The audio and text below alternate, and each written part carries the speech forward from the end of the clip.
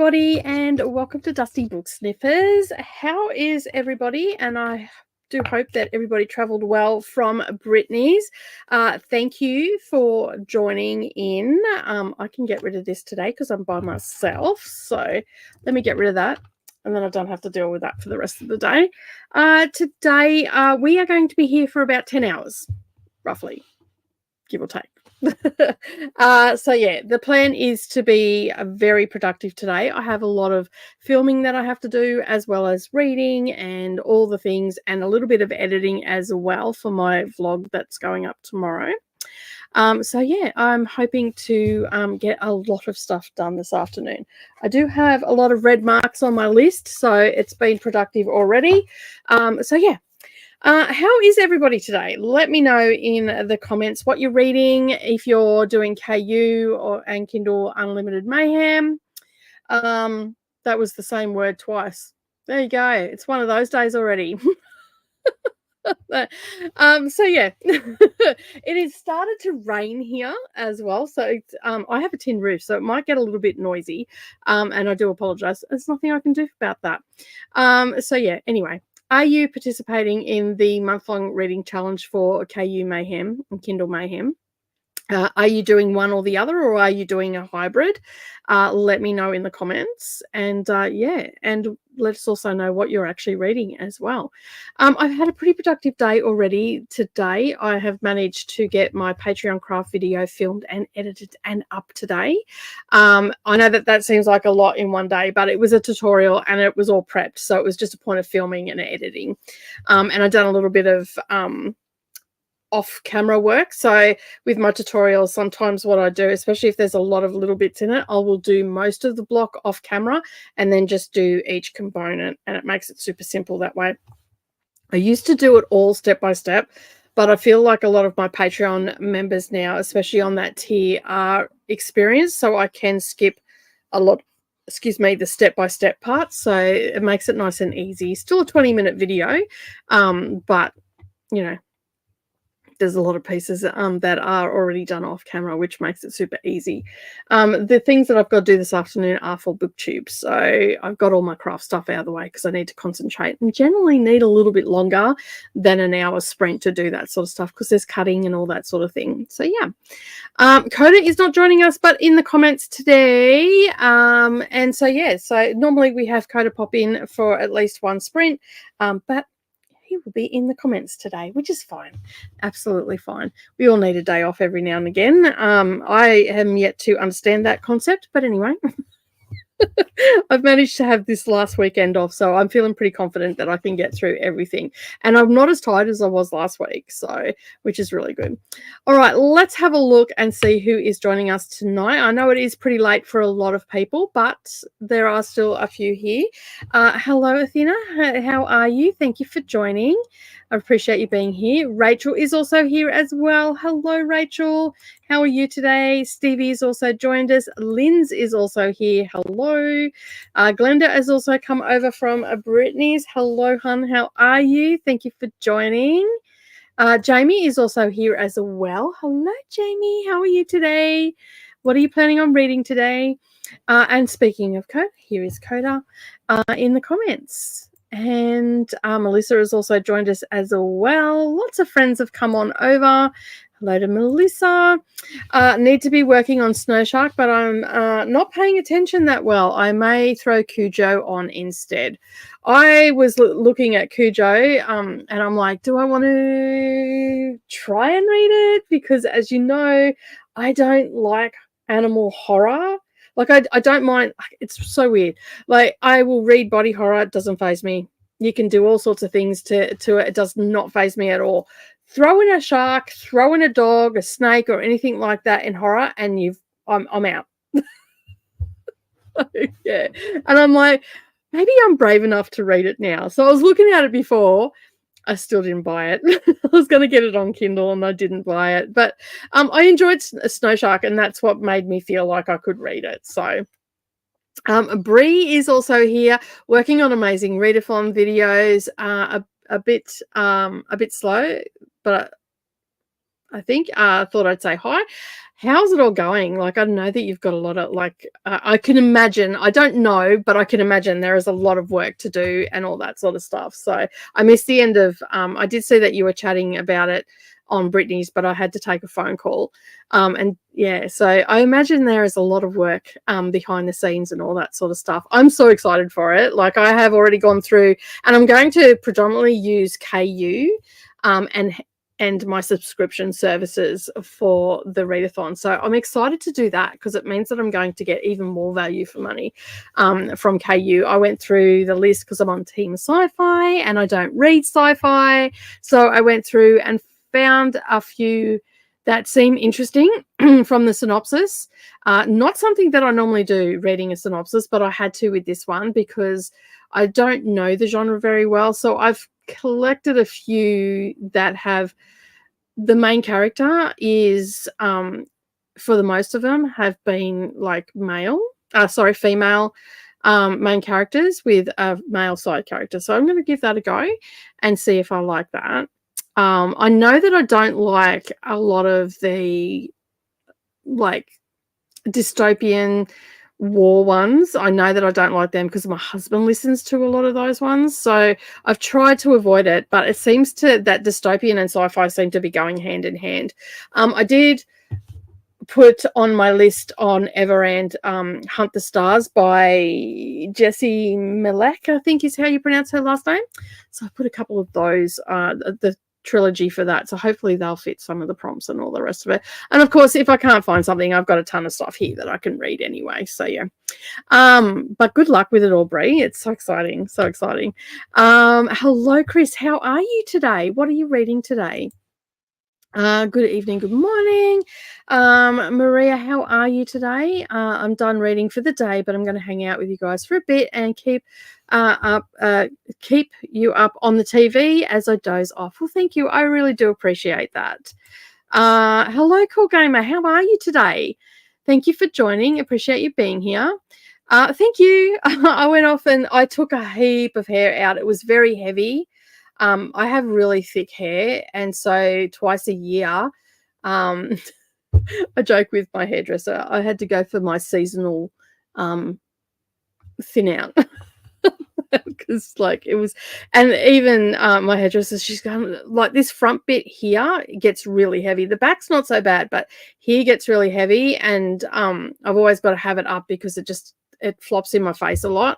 And she's like, I can't believe it. Like, and we looked at, because I took a picture of my hair when I last got it done, which was in December, and my hair, we've taken about half an inch off, but my hair's grown that much since 2 days before Christmas was when I got it cut. So yeah, she's like, God, it's taken me like 4 years to grow that much. But she took a lot out for me and it feels so much better. It's a lot lighter. But I do appreciate the fact that you think it looks fabulous. Thank you, Glenda. Appreciate that. Hello, Sadia. How are you? Thanks for joining. Everybody's saying hello. I'm having a phenomenal Wednesday because I'm in the future. It's been a really good day today, actually. I woke up early. I did a little bit of scrolling.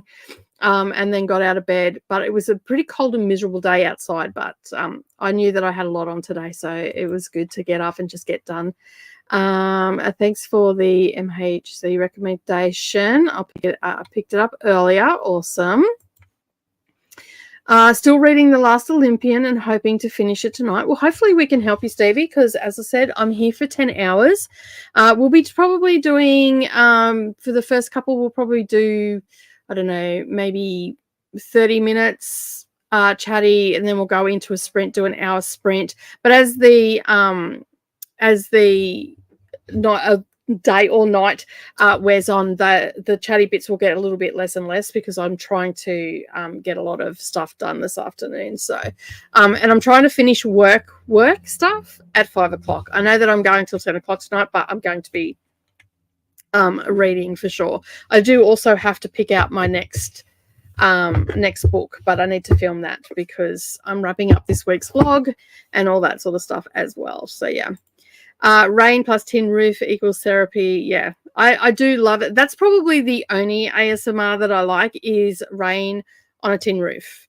or the ocean. But I have to be near the ocean to actually hear the ocean. I can't do recorded ocean sounds for some reason, and I can't do recorded tin roof sounds, but I can do recorded rain. Just hit not with the storm in the background. So I can do that, but other than that, I don't like ASMR. It's not my thing. So yeah. Kate is saying yay to Chris. Awesome. I'm reading Eldest by Christopher. That person. Not even gonna try. Hello to Sadia. We know that it's not gonna work. Everybody's saying hello to one another. I love it. I love how we're just all great friends here to do some reading and all the things. I'm currently reading Flawless by Elsie Silver. How are you liking Scent of the Garden? I am absolutely loving it. I hadn't read their first book by this author, and I came across this author through another Indian author as well last year, and I put it on the list. Last July I put this on my KU list, and today I was super chuffed. I went into Amazon First Reads, and this author has a new book coming out, which I cannot remember it off the top of my head at the moment, but their first book is also on KU with audio as well. So I might try and slip it in, but I have added it to the list. I'm really loving it. It's about a young girl, Asha, who is living in Paris, and she works in the perfume industry, and she's trying to become like a top perfume creator. And it is set after COVID, and basically she's had all her shots and everything, but she got a bout of COVID and she's lost her sense of smell. Now there is a word, and I don't know, I cannot remember what it is, but there is actually a word that is used for someone that has a hyper sense of smell. I think it starts with H. They do mention it, but they only mention it once in the book. So, and I didn't write it down. I was too engrossed in the story.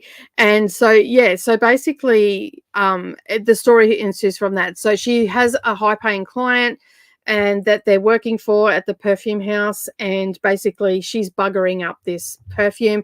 Subsequently, her boss tells her to take time off. So she goes back to Napa Valley where her family is, and they own a hotel, and her grandmothers are there. Her grandfathers have passed away. So she goes back to her family, but she's quite separated from her family because she has always sort of done that to herself.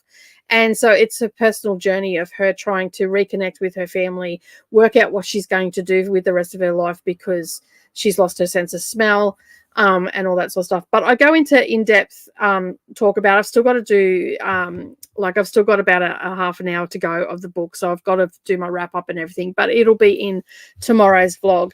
But I was super chuffed when I seen that this author actually has another book coming out, and I got it on Amazon First Read. So I actually own that book in my Kindle now. So I'm super excited to read it. I just love the the storytelling of this author and how she portrays her American Indian family and the dynamics of that, and how, traditional versus new comes into it, and how they work as a family and to try and to resolve that situation so she can still stay connected to her customs and her heritage and all that sort of stuff, but still, move forward in the world and everything. I sort of love those stories. And yeah, so I'm excited to read it. And I just went and looked before, and the first one is called The Candid Life of Meena David, I think it is. Just bring it up. Meena Dave. And yeah, so I'm like, well, I'll add that to the list. I'll probably read that next month or something, or in July or something like that. So yeah, I was a bit worried at first. I thought it was going to be a bit like a tearjerker and a little bit like a lot of the women's prize for fiction books that I've just recently read. And I'm like, no, I don't think I can do it. But I did anyway. I have another author on my Indian author as well on my list to read this time as well. And I've read stuff from theirs before, and I really like their stuff as well. Reading Her Body and Other Parties. Awesome. Are you liking it? How are you enjoying it? I haven't heard that book before. Tina is here. Hello, Tina. How are you? I am reading The Surrogate Mother by Frida McFadden, 16% in. Are you liking it? Is it as good as...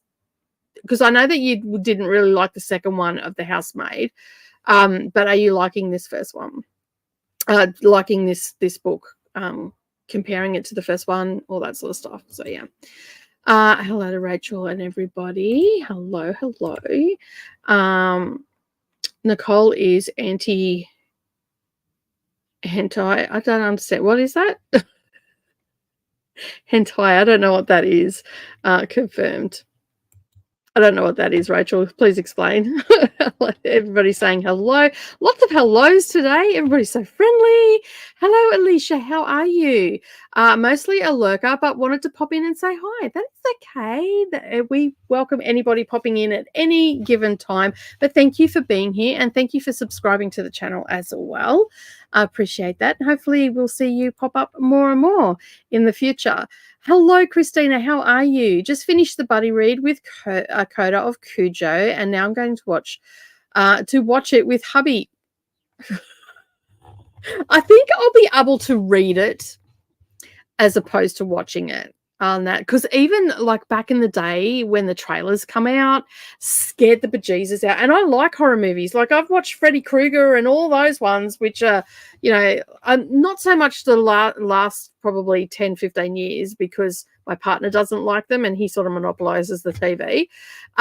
So I've lost my nerve for them, and I'm like, a lot of time I'm here by myself. So I'm not into watching horror movies by myself. That is definitely something that I do in a group setting. So yeah, but I hope you enjoy it. Like I really do. I won't be watching it though. There is so much to do, but I have a schedule. Yeah, you've got to. I'm assuming that you'll have to be like scheduled down to the minute, Brie. Like down to the minute. I wish you luck. If there's anything I can help with, I don't know what I could help with, but if there's anything you need help with or anything like that, just shoot me a message and I'm happy to help if I can. And that. So, hello to Christina. I can't do animate violence in books. It depends how it's done. Like, like if it's part of the story and all the rest of it, but if it's just chucked in there to be like cruel, not so much. I'm not a fan of that. So yeah. I'm reading The People in the Trees in print, Dr.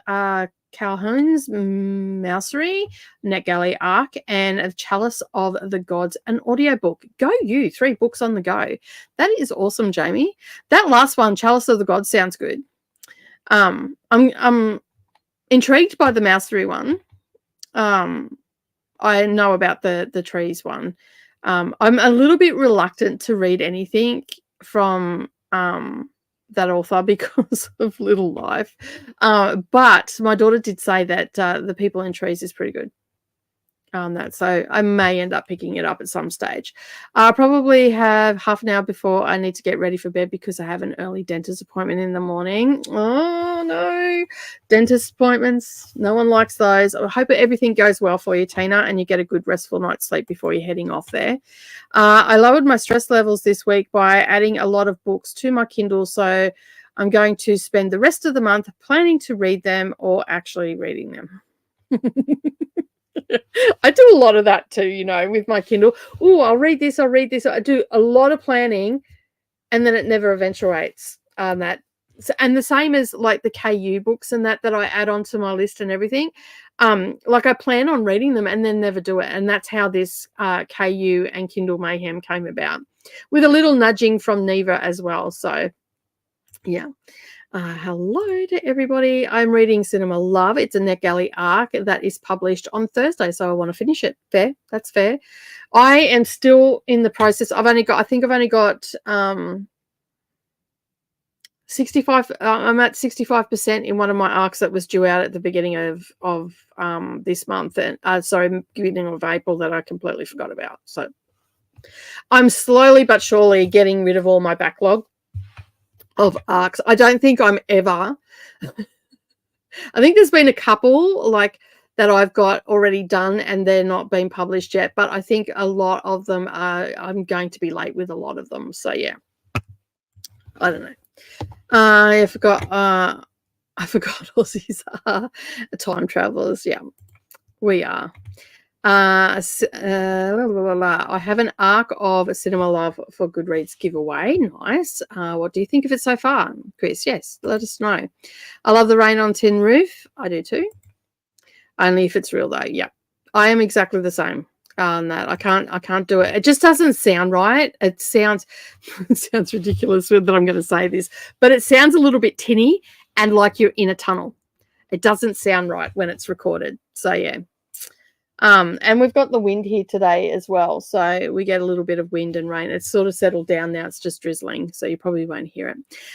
Hey, Jessie, how are you? New here. Hello and welcome to the channel. We always appreciate new friends joining us. But you were recommended by other booktubers and they escaped the readathon. Oh, there you go. I did not know. That's nice to be known that I'm being talked about. That's awesome. So welcome, Jessie. I hope you enjoy your time here. We are here for a long haul tonight. So this is my big day now. I do 10 hours today. And then on Mondays and Fridays, if you're in the Southern Hemisphere, that's the days that I sprint. Obviously, it's the night before for the Northern Hemisphere. So yeah, I do about 8 hours. Sometimes we can go a little bit longer on a Friday and do about 6 hours on a Monday. And I also have friends join me and all that sort of stuff. But today it's just me, but that's okay. I hope you enjoy your time here and you get lots of reading done as well. I'm enjoying it so far, but I'm only 20% in. I'm hopeful it will continue to be as interesting as the beginning. I have my fingers crossed for you, Chris. They're crossed. Have you seen Old Yeller? Possibly when I was younger. I used to watch a lot of movies with my grandmother and my dad, and they were always like older movies that we used to watch. And we used to have a thing here called the Golden Years of Hollywood. I doubt whether it was on that, but sometimes that same guy, Bill Collins, used to do Sunday matinee on Channel 10. And used to do a lot of these sort of movies and whatnot, a lot of Lassie movies and all that sort of stuff. But I can't say definitively. I know in my adult life I have not watched it. But I can't say definitively whether I've watched it as a kid or not. So I'm going to go on the side of no, I haven't. But then again, if I start watching it, I'll probably go, oh, yeah, I have watched this. I love watching horror movies at night in the dark. Well, yeah, I used to as well, Jean. Sorry, Christina. And I haven't been able to do that for a while. I started watching something, when was it? It was probably about 12 months ago. Brendan wasn't home. The kids weren't home. But my house creaks. So not only am I getting spooked by the movie, and I love getting scared, but I just couldn't do it. And I'm petrified of the dark as well. Like, I've been like that way since I was a little kid. I've always been petrified of the dark. So yeah. Hello, Jean. How are you? Are you heading off to bed? Of course, it's very late for you. I'll see you in when I get up tomorrow morning. I'm at 40% of Harry Potter 4 and Harry Potter 5 and 7 just got delivered as an audio. Awesome. I managed to get Harry Potter 7 on audio through Libby, through my daughter's Libby, because yeah, the library was being mean and taking it back today. So yeah.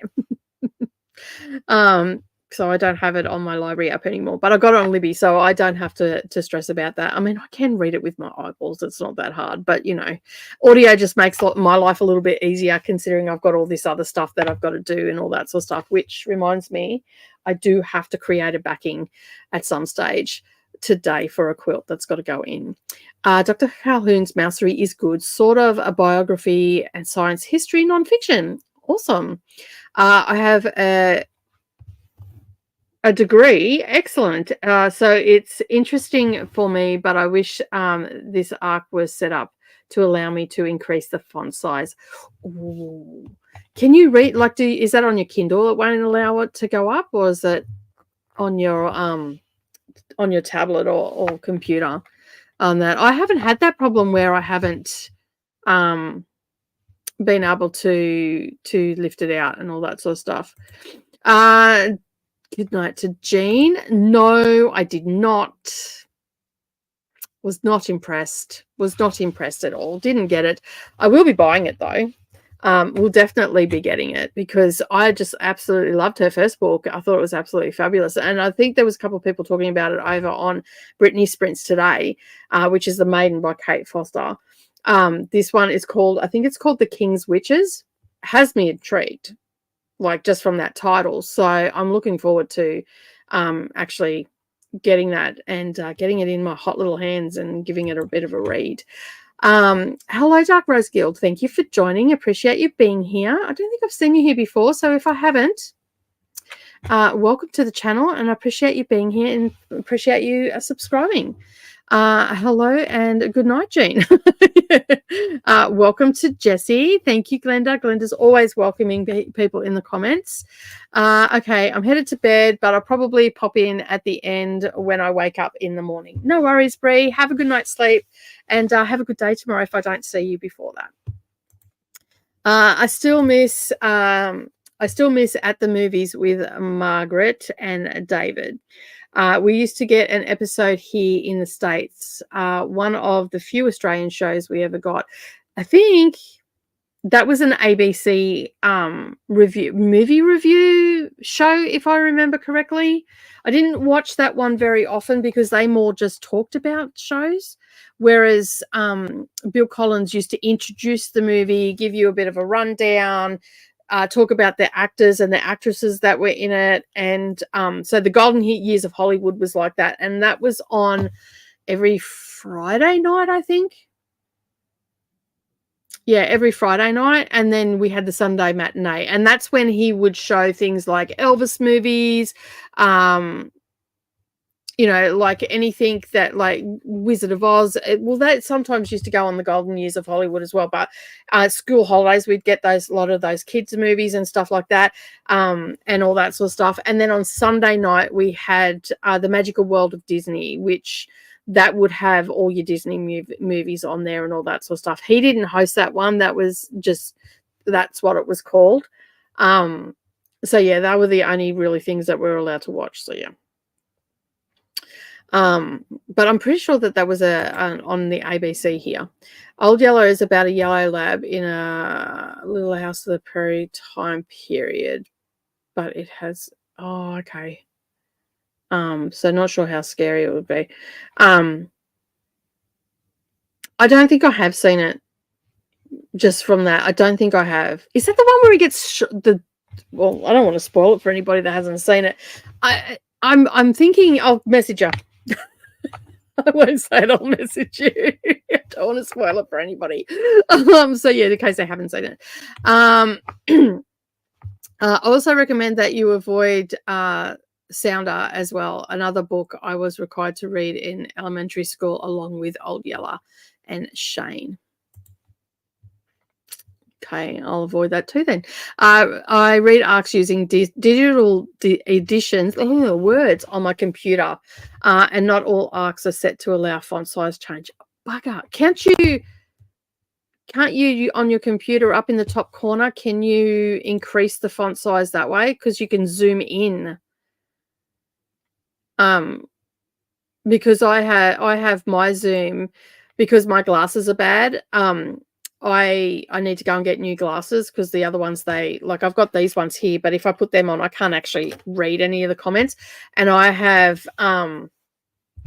I've enlarged my font on the computer so I can read everything really well. So right now it's set at 125. So yeah. Maybe try that and see if that works for you. I don't know if that'll work for it or not, but yeah. Also recommend you avoid Shane. I've been here. I just changed it from my actual name to this. Oh, okay. My name is Ariel. Okay, cool. There we go. Been here before. But welcome anyway as Dark Rose Guild. Stephen King meets Little House on the oh, well, there you go. I don't know. I just can't. I don't know. Thank you, Jean. I really do appreciate that. The Australian shows I know were all more recent than my childhood, but there was a few that that Mermaid one a few years ago, which was H2O is what that's called, with a couple of actors from the originals. Yeah. H2O is, and then there's follow-ons from that one as well. Sent you a Discord message. Awesome. I'll check that in the first sprint. We are just about to, we're at the bottom of the comments, so we're about to go to our first sprint anyway. Hello, Paulina. Thank you for joining. Appreciate you being here. I was a diehard watcher of Neighbours when all Kylie and Guy Pearce were on. Oh my God, that is going back. Oh, that's in the 80s and early 90s, wasn't it? No, it was in the 80s because Locomotion, Kylie Minogue brought out Locomotion, and Jason Donovan brought out his songs as well in the late 80s. I think I want to say 88, 87, 88, 89, around that era there. So, oh my goodness. My mum used to watch Neighbours all the time, and you could not even whisper when she was watching that. I didn't really get into Neighbours at all because I had already left home pretty much by that stage. I did watch it a couple of times, like when I was at mum and dad's place and whatnot. I got into, for a long time there, I got into Home and Away. But I sort of dropped off. Those sort of things, and just, yeah. But they are fun shows and they're so tragic. Yes, to H2O. Put them on in Canada, I think a couple of years behind. Yeah, probably. So they used to run here daily for like an hour. Yeah, we had them here daily, Monday to Friday, and Neighbours was a half an hour show, and so was Home and Away. So what is H2O? Mermaids, good mermaids or bad mermaids? H2O is a kid show where Lee watched this show all the time. I think there's 3 mermaids, and they're just at school, and it was filmed on the Gold Coast here in Queensland, and basically they keep it a secret, and I never really sat down and watched it. But yeah, and then there's spin-offs for it, and I think that there's one, Mermaids of Mako Island, whatever the name of that island is, and there is a male mermaid now. So merman. It went on for ages, but it had 2 of the female characters where it went on to go into originals, and all that sort of stuff. So, yeah, the Coda is just getting all the information now from Christina. Yes, there were 2 different series. The original one had the original sister and the werewolf Haley. Yeah, which is called H2O, and then there's Mermaids of Mako Island, filmed in the same location, just different actors, and all that sort of stuff. All right, we have got to the bottom of the comments. We're going to go for our first sprint. I'm just going to leave the cameras, everything set up like this, and we'll see you all I will see you in an hour. Obviously, my multiple personalities want to come out and play today. I'll see you all in an hour. Happy reading, everyone.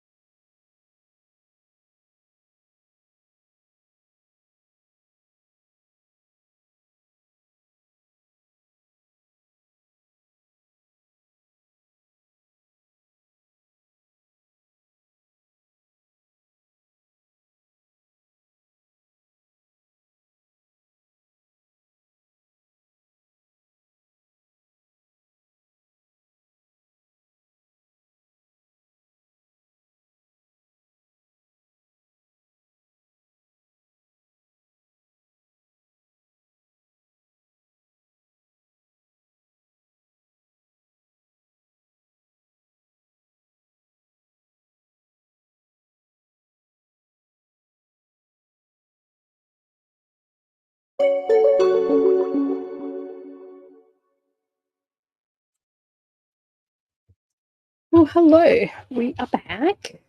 How did everybody go during that sprint?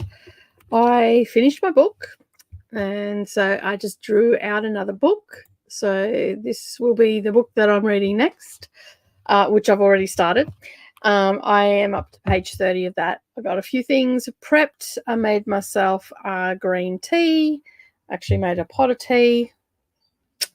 So I thought I'll have that. And yeah, so returned a couple of returned the book that I finished reading and all that sort of stuff. So yeah, I was quite productive. Threw the cats out outside to go and play for a bit because they were running around the house knocking things over and being douches. So got them outside for a little while playing around. It stopped raining too, so I'm going to put a load of washing on, and it's clearing up, so I'm pretty happy about that. So the next spin I'll put some washing on and all the rest of it. Yeah. Oh, I also transferred a whole heap of files as well. So I sort of done that at the beginning of the sprint. So the next sprint, I probably won't get anything read because I do need to consider editing my video. So yeah, but I don't know. It's probably going to take a while. So I might have to, yeah, I'll see how I go. I might end up editing it later on. And I probably should just get it done now and be done with it. I've just got a lot of files to get through, but I have transferred them over, so it shouldn't take me too long. Even if I just get it all set in and get some of it edited, and then I can just have a break from that, do a little bit later and all that sort of stuff. So we'll see how we go. All right, now where were we up to? We were talking about mermaids. I think this is where we were up to. Yes. 3 high school girls. Yeah, they're the ones that are in H2O. Your niece and sister are big mermaid people. My girls were as well. They I think that H2O one, every school holidays that was on. Every school holidays when they were younger. So yeah. I'm trying a new green tea I actually got from the Asian grocery shop here over in Toowoomba, but I'm not too sure whether I like the fragrance of this one. I'll see how I go. I don't think it's steeped long enough, maybe too. It's a loose tea one. So Jess joined us during that sprint as well. How are you today, Jess? What are you reading? Helen also joined as well. Came in late, but hope to make some good progress in my book before I head to bed. Well, hopefully we can help you. We won't necessarily be doing 30-minute chatty bits and whatnot. We'll probably be closer to 20 minutes, but I've got that up there so I don't go over that, because once I'm finished sprinting, we'll be heading over to Coda's channel. So yeah. Didn't read much. Currently on 238 of 381. Still, you got a little bit done. That's all that matters. Read 50 pages. Nice. That was a good sprint for you, Melissa. Excellent. What are you reading again? I can't remember now. Hello, Selena. How are you? How's your day going? Hopefully you're getting some reading done and not just doing uni work today. Yeah, I'm pretty happy. That was the 4th book and it closed out the week as well. So I also did that too. I've filmed my wrap up and everything. So I'm good to go. And filmed the intro for the next week. So just trying to stay on task is all I'm trying to do on that. I've already had to move one video, which was my NetGalley one. I'm hoping to read at least 10 or 20% of that today as well. So I'll probably get to the halfway point in this one, which has audio, and then I'll switch over to my Kindle arc and get some of that done. I've worked out that if I can do 10% tonight, because I think I'm at 65%, so I'll probably do 20% today, 20% tomorrow, and that should take me maybe, and give or take. So if I've got like 10% left for Friday, then I can finish that NetGalley vlog out and get it out on Saturday and be done. So yeah. And I've got to do a little bit of behind the scenes stuff, getting ready for a launch of something as well. So yeah. There's lots of stuff going on at the moment. I got to 46% of Blood Scion. This is so much darker than I expected. Ooh, dark book. Let me just write that down. Might actually just start that one and go and have a look at that during the break. Of course, I find things to procrastinate with, right? I'm glad you're enjoying it, though. Got to page 39 of 252 of Love Notes by Christina C. Jones. Awesome. I hope you're enjoying it. And got to, I might actually start that one too, go and have a little bit of a look at it. Got to page 130 in People in Trees, started my audiobook, Chalice of the Gods, and made an old-fashioned ice cream soda, cola and vanilla ice cream. I haven't had a spider for ages. That's what we call them here, spiders. It's sort of growing on me. We'll see how we go. It's definitely a Chinese one. So, yeah. Got to page 47 of Little Birds by Anis Nin. Awesome. I hope you're enjoying it. Read a chapter of Flawless and then switched to Snowflower and The Secret Fan. Nice. Love it when you've got a couple of books on the go. Everybody's reading this Flawless and Heartless. What was it? I can't think of it, what it is. But anyway, because Brittany and Claire and Leandra are reading it. It seems like everybody in the comments is reading it. And I'm like, I just don't have time to read it. And I was hoping that it might have been on Kindle Unlimited here, but it's not. So I just will have to leave it for another time. And I'm not sure I'm into cowboy romances or not, but I guess I could give it a try and see how we go. I did see them the other day at the bookshop when I went out with Savannah over to Toowoomba. They were all there. Just about every book that everyone was reading was on the shelf in this one bookshop that we went into. I'm not reading any of them. I'm in one of those unmotivated moods, determined to use the next sprint to read. I have been in that for the last 3 months. Also, just slowly working my way through. That's why I've got lists happening, because I'm just not motivated. I just want to sit down and read and do nothing else, but that is not great for when you have businesses to run and stuff. So I'm trying to incorporate everything in and all that sort of thing, but hopefully we can motivate you to get reading, Chris. You'll get there. You'll get there. It's a YA fantasy about a child soldier and a genocide of their race in which they are forced to take part.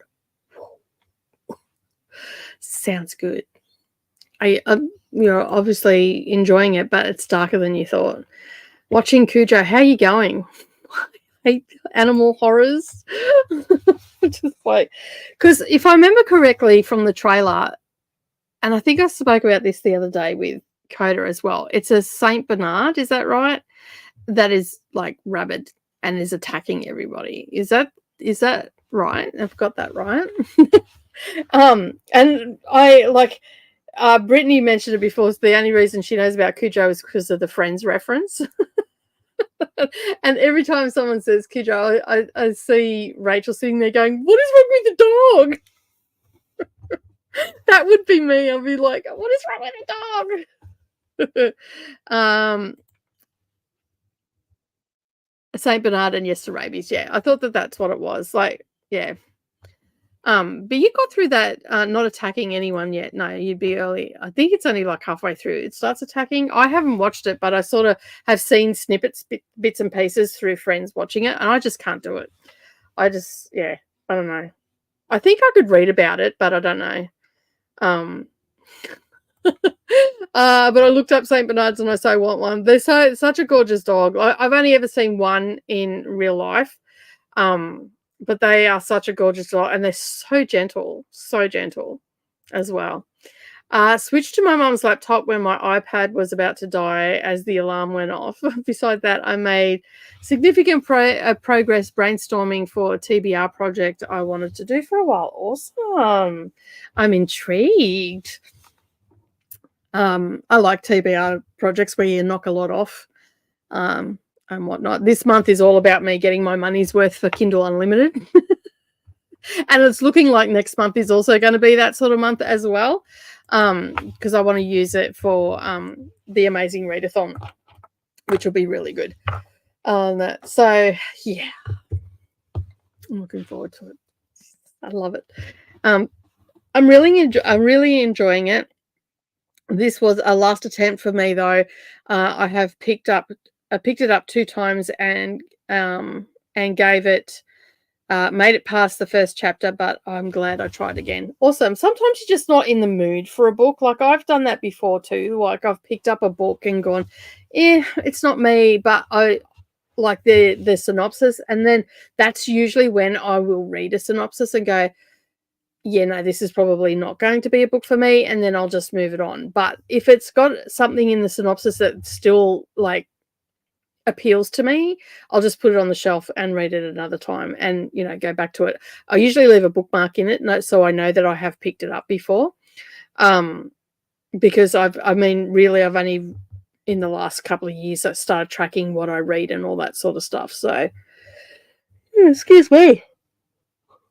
Ooh, this is not a good sign for me to be yawning an hour and a bit into my sprints.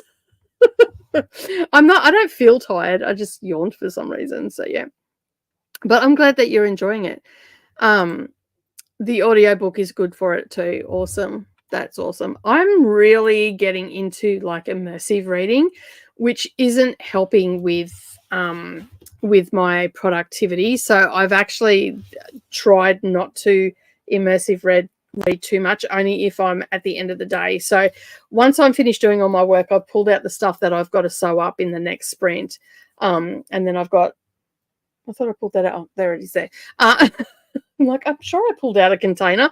I've got a container. I've got to cut some fabric and all that sort of stuff. In the next sprint, I'm going to try and get that done. And then the sprint after that, I'll do my editing, or I'll swap it around. It'll see how I feel. But I've got everything transferred and all that sort of stuff. But tonight, I'll do a little bit of immersive reading when I go to bed, because I find that my eyes are usually tired when I'm getting close to going to bed. So it's easier for me to have the audio and keep reading and just, yeah.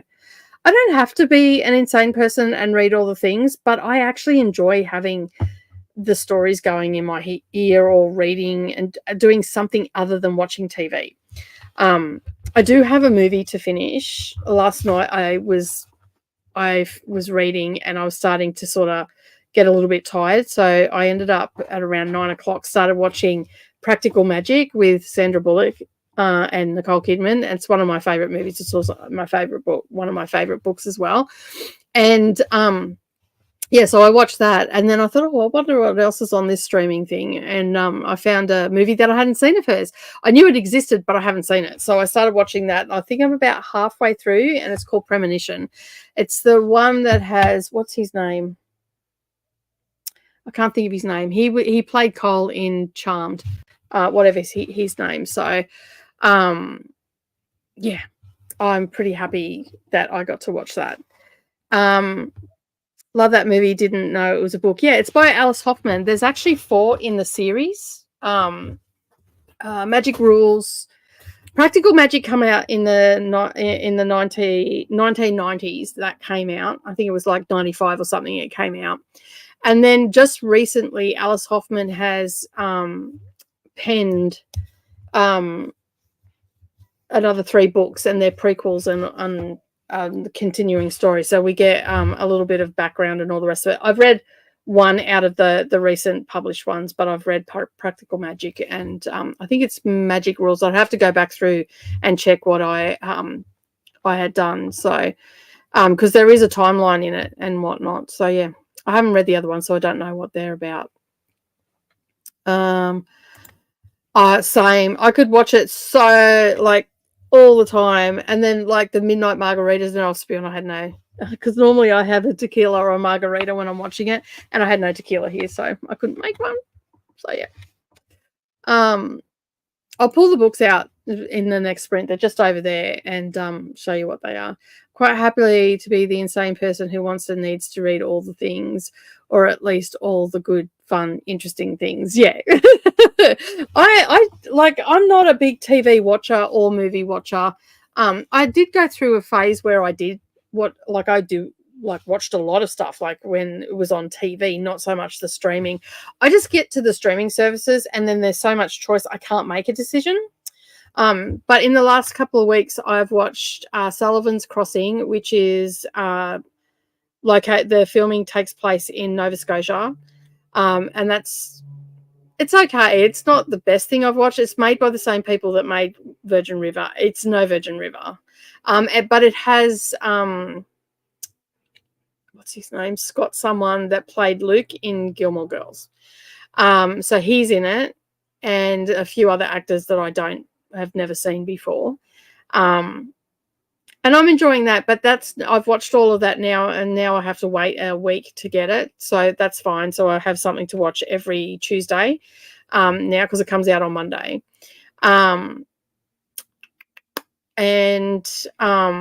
What else have I been watching? I started watching Bones, but I haven't watched anymore. I got up to where Brittany is with her watch, but I didn't do last week. So I think I'm either up to date or I'm behind by one episode. I started watching Buffy the Vampire Slayer, but I sort of lost interest in that. I have commitment issues with TV shows. I can read all the books and commit to them, but TV shows, I have commitment issues. That's it. Julian McMahon, that's it. I read those books every year for my witchy October. Awesome. I was obsessed with him in Charmed, also the former, yes, he is a former Australian Prime Minister's son. So, yes. That big deviation from politics to acting. Got to page 331 of my book, and I'm listening to the audiobook on The Plus Side by Jenny Howe, and got to 70%. Awesome. One is about an ancestor, Maria. The one is about the aunts when they were teenagers, and the other one is when the little girls are older teens. Yeah, I knew that there was some sort of timeline in it, but I couldn't remember what it was, because as I said, I read the one about Maria, the ancestor, and I've read Practical Magic because I read that ages ago, before these other books came out. And then the other two have just been sitting on my shelf. I was going to read them at Christmas time, but I don't know, I got sidetracked with something. I may end up just doing like a buddy read or something like that, series buddy read or something. We'll see how we go. I've been rewatching Lost with my mum. Got our nuts again. I so lost interest in that show. I was watching it when it first came out, and then I just completely lost interest in it. And I think my husband ended up watching it all, and he said it was just ridiculous how it ended. So yeah, I have been trying to just not watch TV, basically. I just get overwhelmed with the choice and all that sort of stuff. So yeah, I started watching Snowpiercer this week. Is that the one with the train? Like, I know a lot of the shows because my husband is a prolific audiobook listener and TV watcher. So when he's in the truck, he listens to his audiobooks. When he's at home, he watches TV. So there's a lot of stuff that I see bits and pieces of, and some of it's just like the stuff he watches. I'm like, what are you watching? Like, I just find it super weird. And I do a lot of like comfort watching, so I'll have Friends on in the background when I'm cross stitching, or I'll have Charmed going, or like shows that I've really enjoyed in the past. I'll have ER going. Grey's Anatomy I've not watched through. I have to go slow with that because that show just bums me out. Like, it puts me into a funk. Like, I just can't do it. So yeah, cool. I might set up a group read or something over in the Discord, a bit like what we've done with the Poppy Wars, which is going at the same time as Green Rider. But it's one that I want to read, not one I'm reading with Coda. So yeah, I'll see when I can slot it in. Lost interest in Lost, yeah. I know, right? It is the one with the train. I thought it might have been. I've been watching Gilmore Girls with hubby, first time for both of us, but got sidetracked by books. I have my 19-year-old has like her whole personality was Rory the early years for a very, very long time. Like just, yeah. And like, yeah, she just loved it. She's watched it over and over again. I think Neralee's watched it like 3 or 4 times. I, however, have only ever watched it through twice. And I was thinking about it the other day, but it's on Netflix. So I'm like, well, can't watch it. So yeah. Cool. No worries, Selena. I will have a think. I've just got to work out what my coder sent me through a spreadsheet with all the things on it. At the moment, we've got Green Rider. We've got the Poppy Wars starting in July and August. So we'll be reading the 3 books in that month. So these will be like quicker reads because they're not overly long. I'll just go grab them.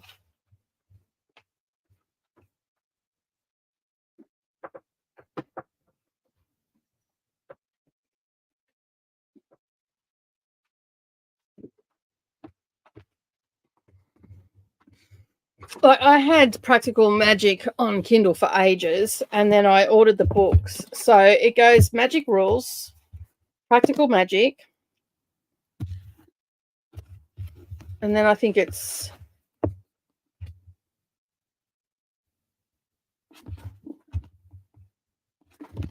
Book of Magic.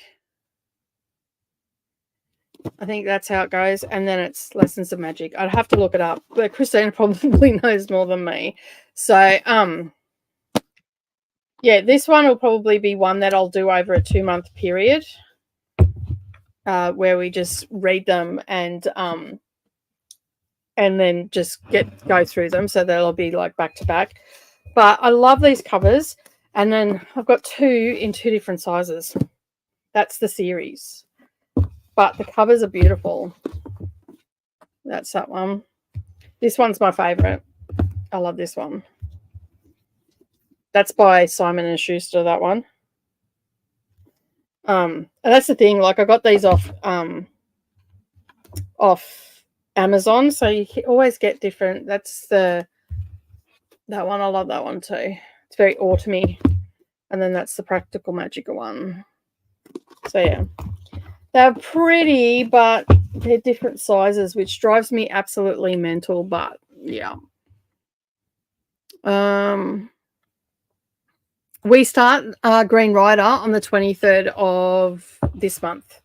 So and we'll be just reading them on Monday and Friday for us, because that's the days that Coda and I do the series buddy reads. So yeah. And Outlander is starting next year, right after Green Rider. This is correct. Yes. Or is that about the same? So we've finished Green Rider. There's only 8 books in the Green Rider series, and it works out that it probably takes us we think it'll take us to around December to finish them. And then we'll probably start Outlander in January, and then we'll just be doing 1 a month, I guess, until we finish them, because they are chunky books and people are going to go at different paces. And I was looking at them and I'm thinking that we'll probably end up doing, like, if we do it over the month, it'll be like 150 pages, 160 pages each session, because we're going to do it the same way with the sprint sessions and stuff like that. So yeah, that's how we're sort of going to work out. Or is it? Oh yeah, the Practical Magic is the 3rd in the timeline. Sorry, yes, because the arts come first. Yeah, sorry. Depending if you read them chronological or by publication date. I probably am going to do chronological because it'll make more sense than jumping around. And they are very pretty covers indeed, very much indeed. So Coda done up a spreadsheet, which I haven't looked at yet, which has all of our different like big series, because we're doing, and chunky books. So we're doing obviously Harry Potter had 7 books in it. Then we're doing and we started that in February, and we're finished it in May. So the chances are we may end up starting Outlander this year if we can get through them. But the Green Rider books, some of them are a little bit chunkier than, a lot of them are chunkier than what Harry Potter books are. So basically, we think that it'll probably be close to the end of the year that we'll finish that, and then we will move on to Outlander. Outlander, I'm thinking that it's probably going to be one a month because they're so chunky for a lot of people to get through those. And but we'll do a breakdown and see how much we can get through in each one, because of course, you know, we're starting in the beginning of the year. We'll probably, I'm pretty sure Leandra said that she's going to have TBR-a-thon again. So there's going to be a lot of people excited for that. And then I'm not sure whether Rainie's going to do Battle of the Bands again. So that is an option that may come up in February. I'm definitely going to be doing MAYhem again. And so, yeah, so there's, and then of course, you know, if Bree decides to do Amazing Readathon again, there's also that as well. So the first half of the year is quite full of a lot of books and stuff like that. So I may end up doing the Practical Magic this side of the new year, then that might do it from September through to November.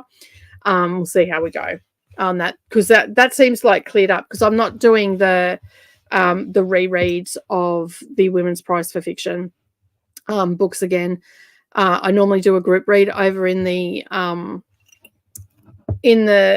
Discord, but there hasn't been, I don't think that there's been much interest. I still have to put it to the Discord to see if they want to do it. If they want to do it, then I'll set it up so they can do their group read together and all that sort of stuff. But for the most part, I will not be rereading those books because once is enough. I will be purchasing them and putting them on, because there's some that Savannah's interested in. So that, and she may become interested in some of the other ones later on, but yeah, especially the one around was it Brotherless Night. I think she'll enjoy that. But I want to have those books on my bookshelf because I think that that's a good library for me to have. So yeah, I know it's weird, but anyway, I heard you could read Start again. I heard you could read the Practical Magic series in any order technically, but there are a few ways to do them if you want to do them in order. Yeah. I haven't heard that. I will just read them in chronological. In my mind, chronological order makes sense because you're going from her ancestors to the aunts to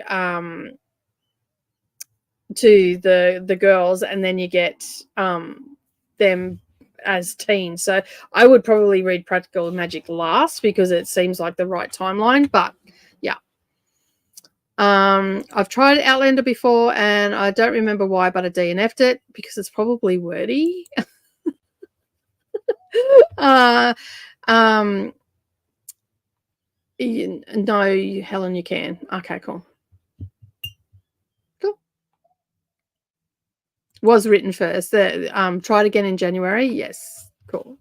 If you want to, I mean, it's up to you. I mean, it's not for everybody. That I remember getting to, like, I've read the first two, and I've not picked up the third one. I wanted to read these immersively. That's why I'm rereading them again. There's so much happening in the books that I just want to keep I felt like I was drifting off a little bit, and I want to read them immersively. I love the show because I have watched the first 2 seasons of the show. Absolutely loved it. So I would definitely want to read the books. So yeah, Practical Magic was written first. Yeah, it was written in the 90s. 95, if I'm remembering correctly. No, because we were going to finish Harry Potter because I was going to lose my audiobook, but I found it. I found it on Libby through my daughter's Libby, so I've got it there. So I'm just going to continue on as it was. I can't really, if I try to finish that, I'm going to fall behind on the KU, and I want to get these KU books read. So yeah. So no, we haven't finished. I tried to read the books in chronological order because it makes sense in my head. Yeah. Same to me. It makes sense in my head. And especially if you're a diehard fan, it's definitely going to make sense because we do get in the movie little snippets about Maria and all that sort of stuff. But we don't get, we know that she was, she survived a hanging and all that sort of stuff, and why the curse came about. But we don't actually get her full story. So now we get her full story. and all that sort of stuff. Prac Magic, the little girls are younger than in the last book. Okay, that makes sense.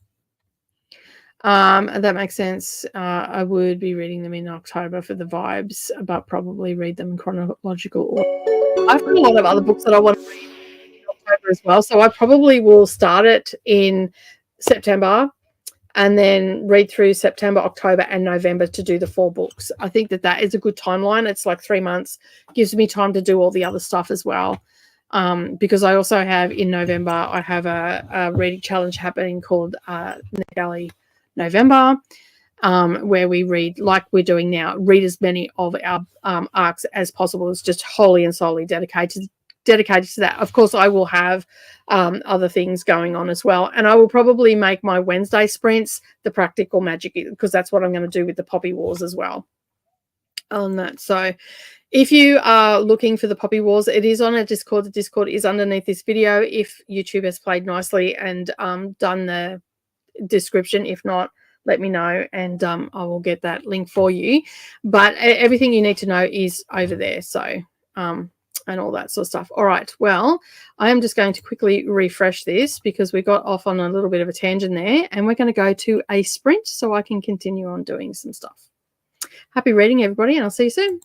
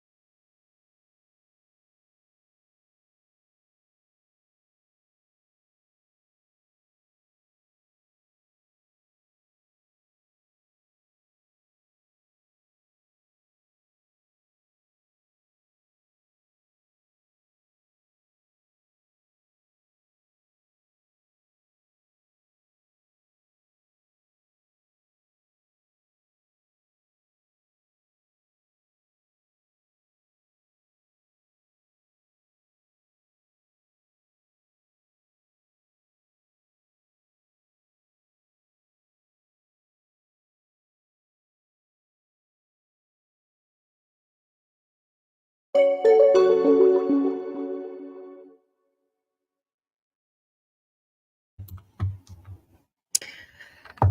right, we are back. I got to page 61. I did a few things in Discord. Welcomed a few people to Discord as well. And as I said, I got up to page 61, which is the page before chapter 9 starts. So I'm actually going through this one pretty quick. It reads really quick as well. I'm enjoying the story so far. A little bit intrigued. So yeah. Excuse me. Got a bit of a dry throat with this wind. All right. So during that sprint, I also set up the Practical Magic group read. All the information's there. You'll find the tab. I obviously will break down the books and everything when I've got a little bit more time up my sleeve. I'll just add it to the list of things to do. I'll do the breakdown and then I'll pin that to the top of the thing so you'll be able to see it. I'll have dates and everything. But I mean, we are only in May. It's starting in September, so I've got a little while yet. And yeah, I'm looking forward to it, actually. It's going to be a lot of fun. As I said, I've read 2 of the books, but I haven't read it in chronological order, so which is the way I'm going to do it as well. So there is a link in the description, in the comments for the Discord, where it's all been set up for you. And you just got to scroll down until you find the group reads, and then they're all there. And then I just went and had a look at the reads, that the buddy reads that I'm doing with Coda. I think we're going to be reading for the next 5. We're going to be like in our 80s. Oh, there's so many books on there. A lot of them are a little bit smaller too. Like there's a couple of like middle grade series and stuff that we're going to read and whatnot. I've got a hair that's stuck in my glasses. It's annoying me. Anyway, so yeah, so we have that all set up. So I know what I'm going to be reading every Monday and Friday for the foreseeable future. And of course, and I like it because they're not actually official group reads, except for the Outlander one, I think is official. Let me just have a look. So right now we have the Harry Potter one, which we're just wrapping up. So the official ones in the Discord right now that Coda and I are doing is the Green Rider one and the Outlander series. Of course, we will put up other ones if people want to do that as well. The Poppy War ones is one that I'm doing that Brittany convinced me to do during sprints. That is starting in July. And then I just put the Practical Magic one in there as well. So, yeah, which will take us through September, October, and November. I've got that set down for. So head on over and join and just, go in and say hi on that server. It's open for everybody to start commenting and chit-chatting and all that sort of stuff as well. Rachel has headed off to bed. Good night, Rachel. Thank you for joining. Appreciate you being here. Hope you have a good night's sleep. See you tomorrow. Got to page 309 at 381. Ooh, we're on the downhill slide for this year, Stevie. That is awesome. I know a sad part is coming, but I don't want it to. I heard a spoiler. Oh, no. With no warning. I generally do a warning if I'm going to do spoilers. So, yeah. And I do sometimes do cryptic spoilers as well. Like I'll say something that's going on and then I'll just stop. I try to edit them out. I did see that you joined, Helen. Thank you for joining. Hopefully you can find everything that you need to find in there. It's pretty easy to navigate. I keep my Discord pretty clear. Like I don't have a lot of stuff going. And then usually a month or 2 months after a group read is finished, I don't delete it out, but I just make it so you can't see it. Like I'll private the channel and then you can't see it. And it just keeps the Discord pretty clear and all that sort of stuff. So, yeah. I think I'm going to go and sleep now. Hopefully I'll finish my book tomorrow morning since I only have 12 pages left. You've got this tomorrow morning. I'll probably still be here in the morning when you wake up. That generally happens with these sprints. People start to go off to bed and then they pop back in and have their morning coffee with me and whatnot. Thank you for the sprints today. It wasn't a great day, but having sprints helped. Well, I'm glad that they helped, and I'm sorry that you weren't having a great day. Tomorrow is a better day, I'm sure. Have a good night's sleep, and I'll see you next time. Got to page 91 of 252. Awesome. Making some good progress there. Now, which one? You were reading Love Notes, is that right? If I remember correctly. Got to page 70 in Snowflower and The Secret Fan. Excellent. Nice progress there, Linz. Hey, Deb, how are you going? How's your day going? What are you reading today? Let us know. We're going to be hanging around for most of the afternoon and into the evening. I can't believe we've already been going for 3 hours. So that's exciting. We're going to be doing 10 hours today. We'll be finishing at 11 o'clock tonight. So if you've got some reading to do or some stitching to do, we'll be around to keep you company. Looking forward to sharing that read with you. So am I. I'm actually pretty excited about it, actually. It's going to be good. I've been meaning to, as I said, I was going to read them at Christmas and I never got around to it. And last October, I don't know what I was doing. I don't know why I didn't read them in the witchy season. I can't remember what was going on then. I think I might have been away. No, I wasn't away. That was at the end. I have no idea. Had lunch, watched Van Helsing while I ate and got to page 192 of Blood Scion. I've got the hiccups now for some reason. Go figure. Finished Cujo. How was it? Was it scary? Oh, no. Do you think I'll be able to watch it? At least there's no St. Bernards around here, and we don't have rabies here, so there's also that as well. So there's that. I finished 40 pages in People in the Trees and got to 26% in Chalice of the Gods. Is it good? Because this one is one that you were starting, right? Hopefully it's really good because I am intrigued by that. And very much intrigued. A Stitch in Time by Kelly Armstrong, and I'm at chapter 16. Excellent. Is that a cozy mystery that you're reading? Or is it something else? It seems like a cozy mystery sort of title to me. We are probably going to try and go to sleep in the next sprint. So in case I don't wake up on time, thanks for the sprints, Nicole, today. No worries, hon. I'm glad to have kept you company and to organise a group read as well. It's super exciting. It's all over there in the Discord for everybody. I'm pretty chuffed about that. So I miss the witchy feels of London in October. Southern Hemisphere shift. Yeah. You're stupid. Yeah. I have never experienced the Northern Hemisphere in that time of year. It is a goal of mine to do that. And I was hoping to go over to England in that season, but Savannah in 2026 we were going to go over in November. But her exams have been set down for the November, so she can't go then because we were going to go late 2025, so next year, but her exams have been set down for November, so now we've got to go in early 2026. I said 2027 because I don't know why I thought 2027, but we're going over early 2026, and we're going to be over there for 3 weeks. So yeah,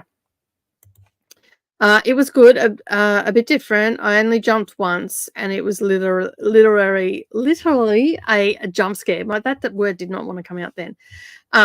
Is that when he I haven't watched the movie, but I know parts of it and stuff. As I said, there's one part where the dog jumps up at the car and is trying to get someone in a car, if I remember correctly. It's a Victorian time travel romance. Ooh, I'm going to have to write that down because next month we have the Amazing Readathon, and I'm on team sci-fi, and time travel is science fiction. So hopefully it's more time travel than romance. Twist of fate. Awesome. Sounds really interesting. I'll have to look it up in the break. That I've got a few things opened up that I've got to check out and all that sort of stuff. So I spelled it wrong too. So it's fine. It's fine. It's all good. We all know that I evidently can't I can't speak English at times. Yes, when he jumped on the car out of nowhere. Yeah, like it's funny. Like I've never actually fully watched the movie, but from people watching it and all that sort of stuff, I've seen bits and pieces. The only movie of Stephen King's that I will never ever watch is It. I have seen bits and pieces of it, but when the clown, I'm pretty sure it's It, when the clown is down in the drains on the road, so he's looking out, Pennywise or whatever his name is looking out. I had an unnatural fear, and I still really don't like walking near drains. I don't know what happened to me in a past life, but anyway, when I was a kid, I would not walk anywhere near those gutters where those drains. If I was walking on the road and I was coming up to a drain, I would walk in the middle of the road to be away from it. And if I was walking on the footpath and there was a drain, I would walk away from it. And yeah, so I will probably never ever watch It because of that, because I used to have nightmares like nothing else about those drains, and I don't want to put myself through that. So yeah. Victorian time travel, that does sound like my kind of full lives. It does, eh? No, it sounds really good. I'm going to look it up. I've started, so I'll look that up. The things I was going to do for craft, I'm actually putting off to tomorrow because I forgot that I actually have a live stream tomorrow on my craft channel where I'm going to be doing productivity sprints.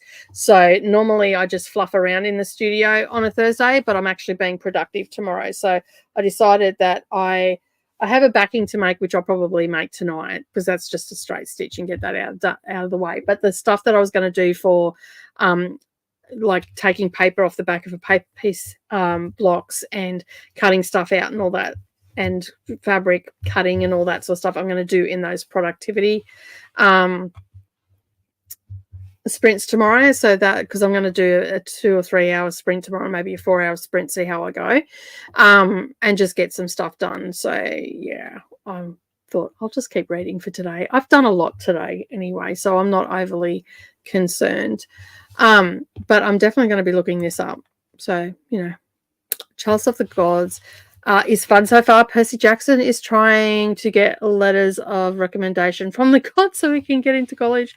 Awesome. I didn't realize it was a Percy Jackson book. I'll have to read the other one. Is it part? Yeah. I'll have to, it's the latest one. You said this was an arc. That's right. My favorite is Misery by Stephen King. Hoping to read it this fall. Awesome. It's also my daughter's favorite as well. Yes, Clown in Drains is it. I prefer the original version. I prefer none. I believe your crafty sprint. They are on the sprints. I think Vanessa mentioned that the other day. She put them on. Yeah, because I'm going to do them the same way that we do reading sprints, except it's all going to be craft. So whether I'll be diamond painting, I actually want to do some a stitch with me, like not stitch with me, but do some stitching. But I'll have the camera set up so I can film that. I'll also, because I won't have the camera overhead, I'll just, yeah, I don't know. I'll work it out. It's still a work in progress how I'm going to do it. Obviously, I'll be working on different things as well. Some of the things are just like ripping paper off and all that sort of stuff.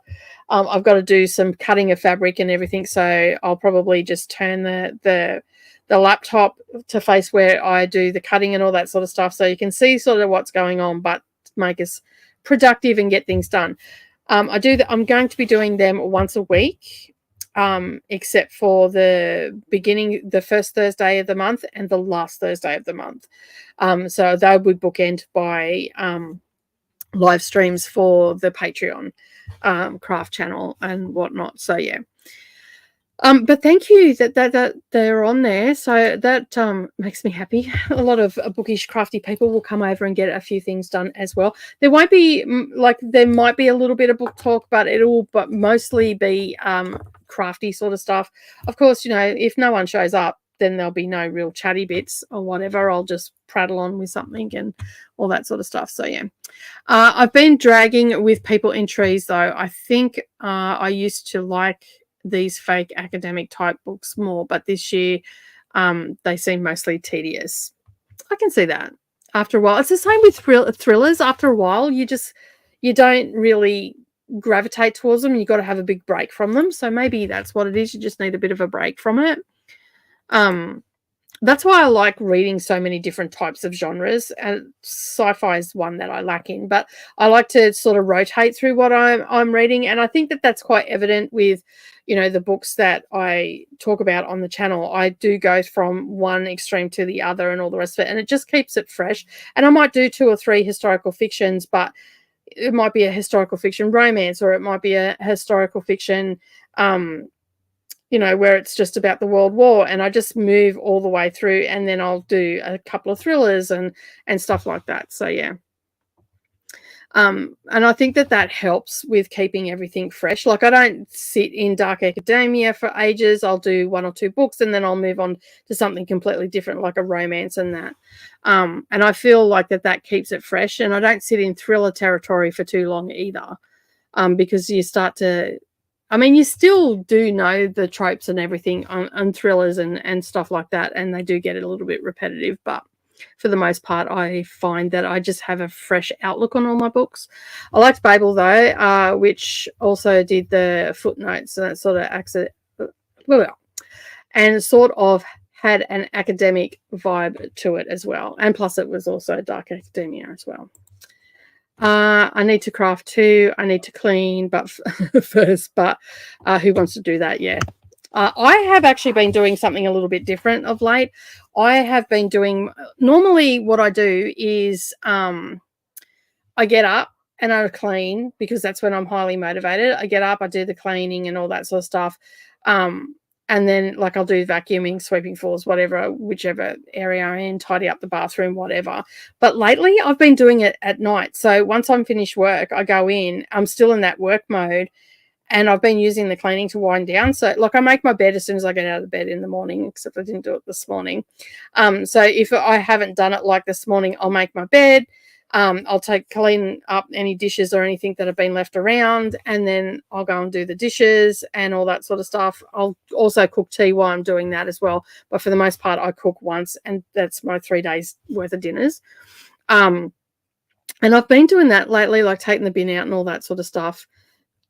As I said, I normally do all that in the morning, but it's been working a lot better because I'm doing it at night. So I'm waking up to a clean house instead of getting up and having to do chores. So that's what I've been doing lately. And I used to do that all the time when the kids were little, do all my chores at night so I could get up and just do breakfast with them and all that sort of stuff. And so I'm sort of going back to that sort of thing. And it seems to be working for me. I'm enjoying it, doing it that way. A Stitching Type has pretty covers. I'm going to have to look this up.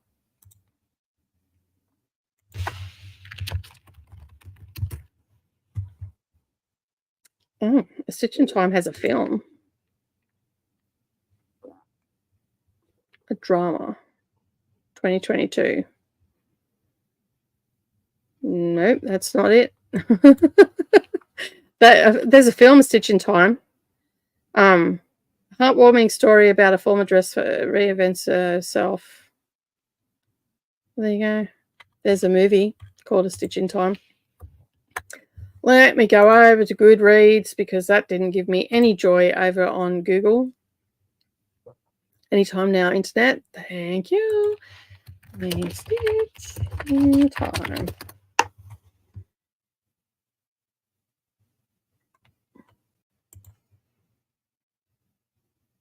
Oh, they are nice colours, aren't they? Very nice. I'll be checking those out.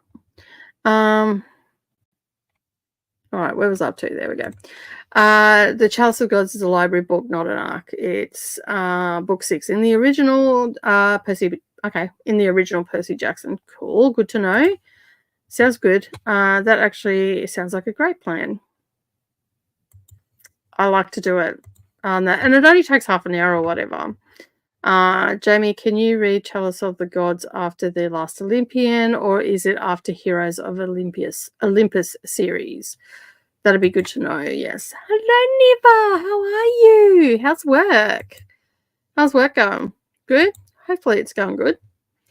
All right, we have got to the end of the comments. So we talked a little bit over the last time. Hello, everybody's saying hello to Neva. So we're going to refresh and we're going to do our hour sprint, and I will see you all in an hour.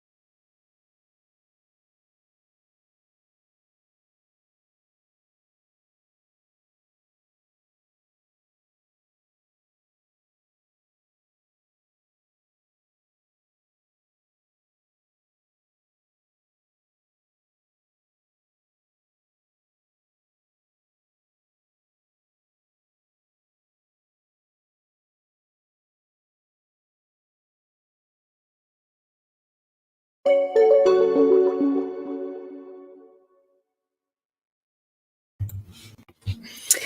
right, hello. How did everybody go during that sprint? I am on to the last book of the week for editing, so I've probably got about another 10 minutes of editing, and then I'll probably watch it. I don't think I need to watch it through. I think it's all good on that because I generally go backwards and forwards. Anyway, I have no idea what chapter I got up to in my book because I think I read another maybe 5 or 10 minutes. So I'm probably at about page 70, which is a pretty good go at it. But I need to get this video done because it's got to be up tomorrow. So I'm hoping in the next sprint I can get that all edited and at least export it. And then the sprint after that, I can upload it to YouTube. And fingers crossed everything goes well. It doesn't shut me down. So if I disappear, you know what happened, right? But I'm really enjoying the book so far. Like, I don't want to talk too much about it because I'm going to talk about it in my blog and all that sort of stuff. I've still got about another 50, 60 pages before I do my check-in. So I'll probably do my check-in a bit later, but we'll see how we go because I am going to have to change over to my NetGalley arc once I'm finished editing and whatnot. So, yeah, there's all of that. And I normally do a 2-hour sprint, but I'm not going to do that because I don't have to cook tea for anybody or anything like that because normally I cook dinner and sit down and eat it and all that sort of stuff. So I'm not going to do a 2-hour sprint this week. I'm just going to do an hour because I made a big batch of chicken and corn soup and I cooked my chicken thighs, and all I've got to really do is put some potatoes on for a snack later, and that's about it. So because I'm not hungry right now because in that sprint I just had a banana and some grapes and a couple of Vita Whip biscuits with cheese on it. So I'll eat dinner a bit later. And yeah, so anyway, how did we all go? Let me know in the comments. Let me just have a look where we're up to. I think this is where we're up. Everybody's saying hello to Nina. Right. Okay, this is where we're up to. So Jamie was saying that Chalice of the Gods is set before Percy and Annabeth have gone to college. And I know that they are college students already in the second series with the Romans. Okay, cool. It's the second series. I've never read them. I've watched the movies that have come out, but I've never read them. So, yeah. Probably one that I'll end up reading with Mia. Good news about Mia too. She's going to a new school. After I babysat in March, I was down there and babysat her and all that sort of stuff. And I talked to her mum about her school and how it wasn't a very good school. And I just felt like it was not catering to her needs and her cultural needs either. And whatnot. And I spoke to her mum earlier today, and she's going to a new school. We've been trying to find one. She's going to a new school. This school has a really good NAIDOC program, and they have liaison officers there as well, cultural liaison officers and or teachers, and they have really good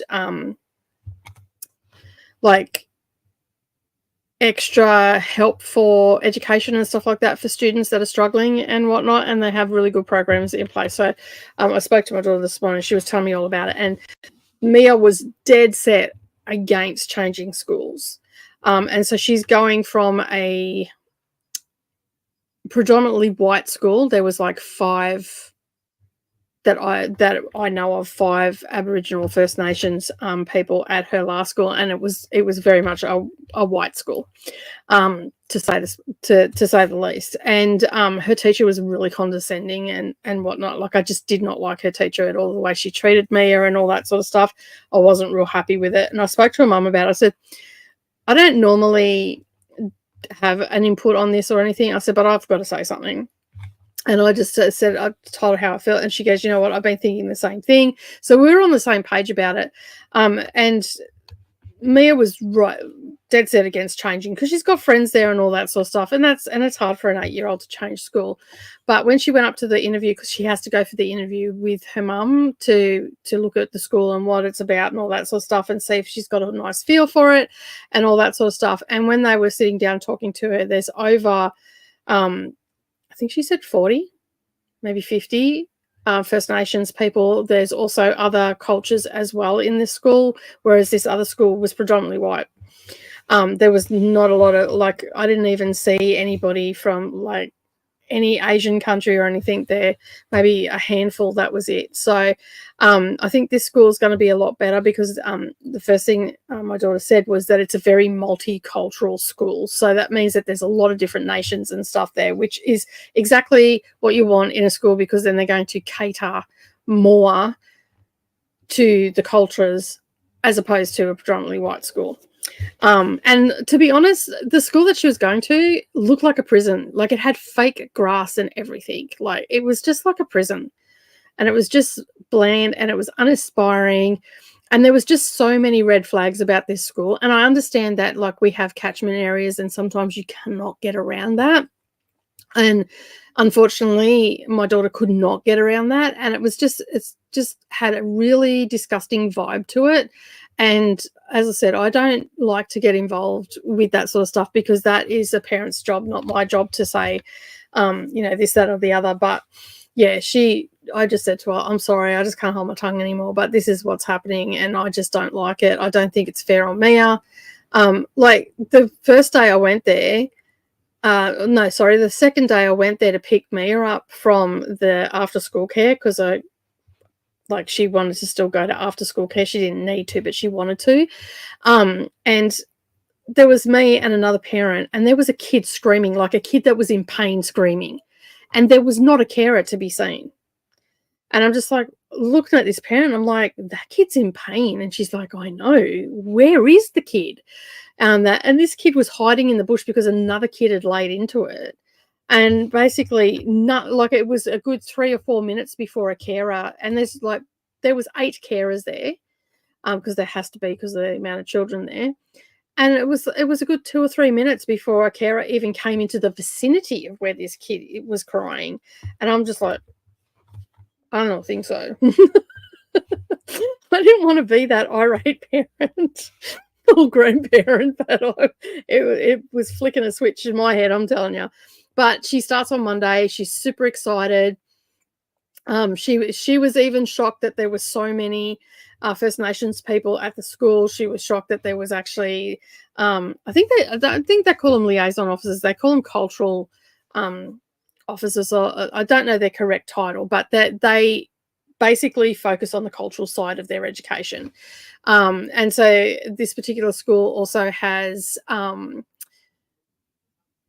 like their dances and stuff like that. They have after school activities where she can go and learn the dances and stuff like that, and about ceremonies and all that sort of stuff. And so it's going to be a much better school for her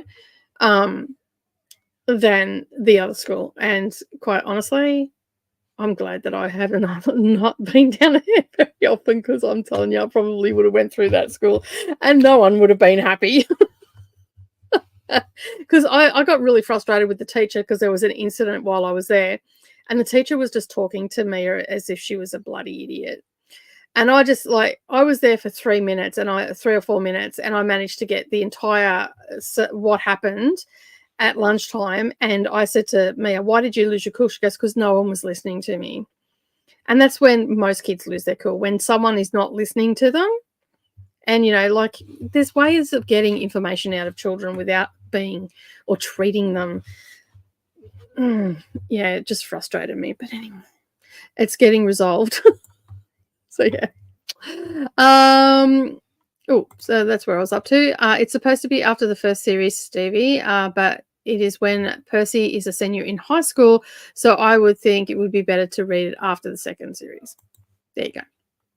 Beyond that, I'm not as much of a fan as some people, so I'm not totally sure that true diehard fans would say about the Chalice, where it fits in. That's fair enough. No, they're in high school still, Jamie. Okay, this is a conversation. Margaret, yes, definitely. Margaret is a good person to ask. It's her favourite series, and she likes to talk about them too. Yep, most definitely. But I read both series to the boys, and I would read it after the Roman one personally. Fair enough. It's good to know because I'm probably going to ask these questions again once I start reading them to me. Excuse me. Look who's turned up for work 4.5 hours too late.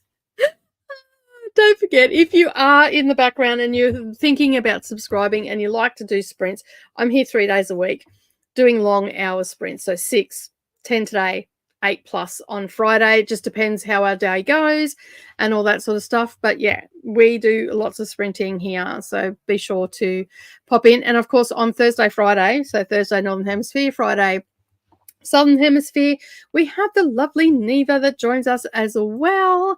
And yeah, things can get a little bit chaotic. Things go a little bit awry at times. So the first 5 books are age 1 year. Oh, they age 1 year each, kind of like the Harry Potter books. The second series, it happens all within a summer or a year, and Percy and his friends are in those 2. So I believe Chalice comes after. There are also crossovers from Egyptian, Norse, and Apollo books.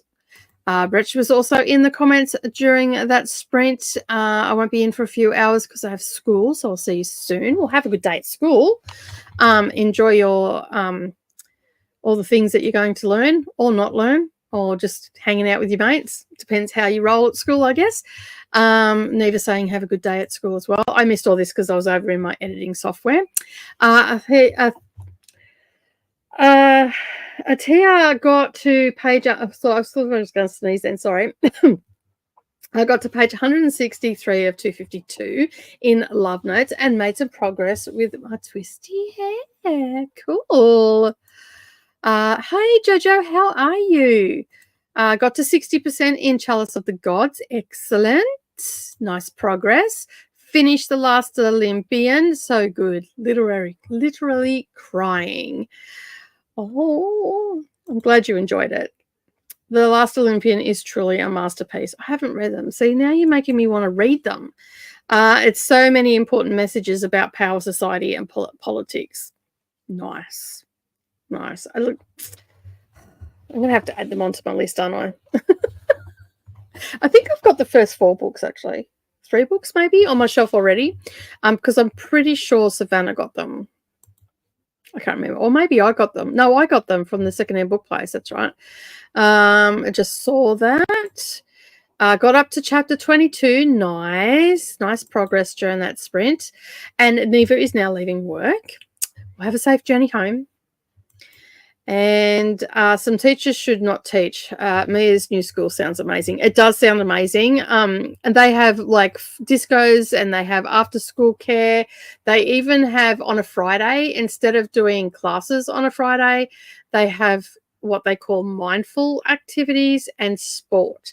So the child that goes to school gets to choose what they want to do. They have everything from yoga to meditation to volleyball and all that sort of stuff. So Mia's going to be in 7th heaven.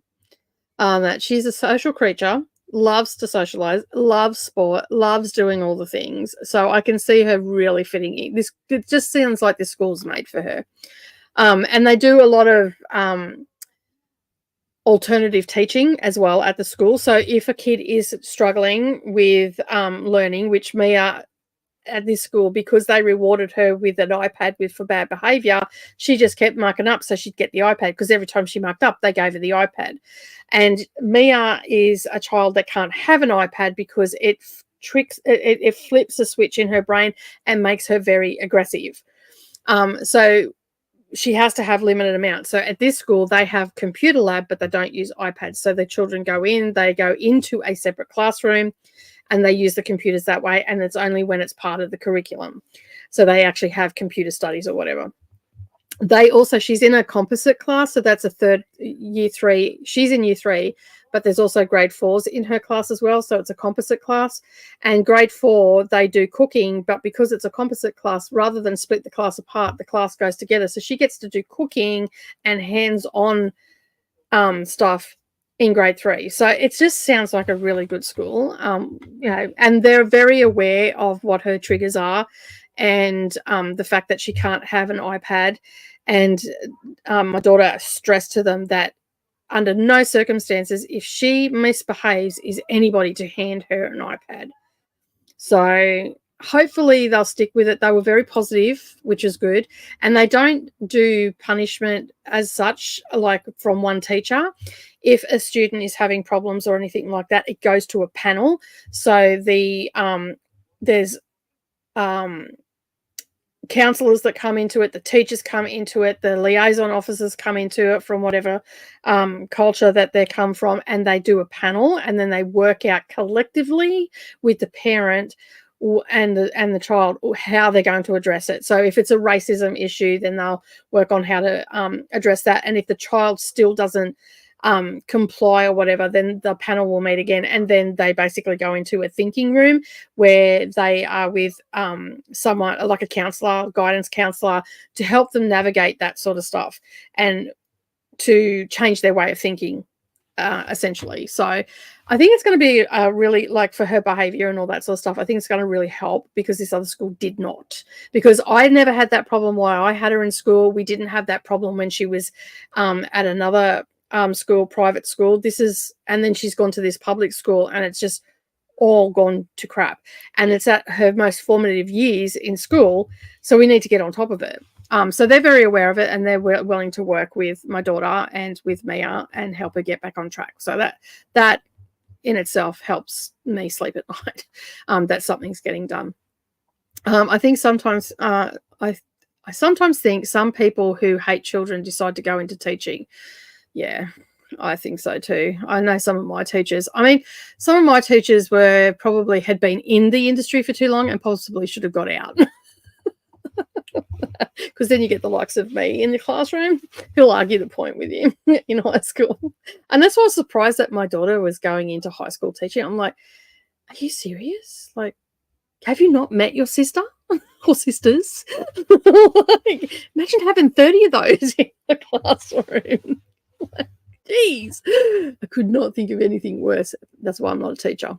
All right, we have got to the end of the comments. I don't really have much more to say, except I'm really happy that she's going to a good school. And my daughter also quit her 50-hour-a-week job and is now going into part-time work. She got a job yesterday, and she's going into nursing, and so she's got to do study and stuff like that. So she got accepted into a course. She's just got to do 2 tests, a maths test and an English test, which she's done before, but because she done it 8 years ago, they're asking her to reset it. They're not hard. So basically, that she still has that little hurdle, but she has been accepted into the course on the proviso that she can pass these tests, which they're easy enough for her to do. So they're just general entrance, literacy and numeracy. That's all it is. And so yeah, she's quite confident that she can get that sorted. She's got a job just around the corner from her place, so it's not in the city, so there's not 2 hours of traveling, which means that Mia won't have to go to daycare in the morning. She'll drop her off, and then her partner will pick her up in the afternoon, because the new job she got is in the afternoons. It's afternoon shift, and it's 10 minutes from her house. So everything's sort of falling into place for her at the moment, and she's not going to be super disappointed if she doesn't get into the course this year, because she can resit those exams again anytime she wants until she passes, and then she'll get in. So if she doesn't get in this year, she'll definitely get in at the next intake, which is in January. So it's only 6 months from now. So, and she's cool with that. So she'll just work full time up until that, because she has the possibility in the new job. So it's been good news all round. Which I'm happy for her, because she was very stressed when I was down there. When I came back, when I left that week after I left, she was very stressed with work and stuff. So yeah.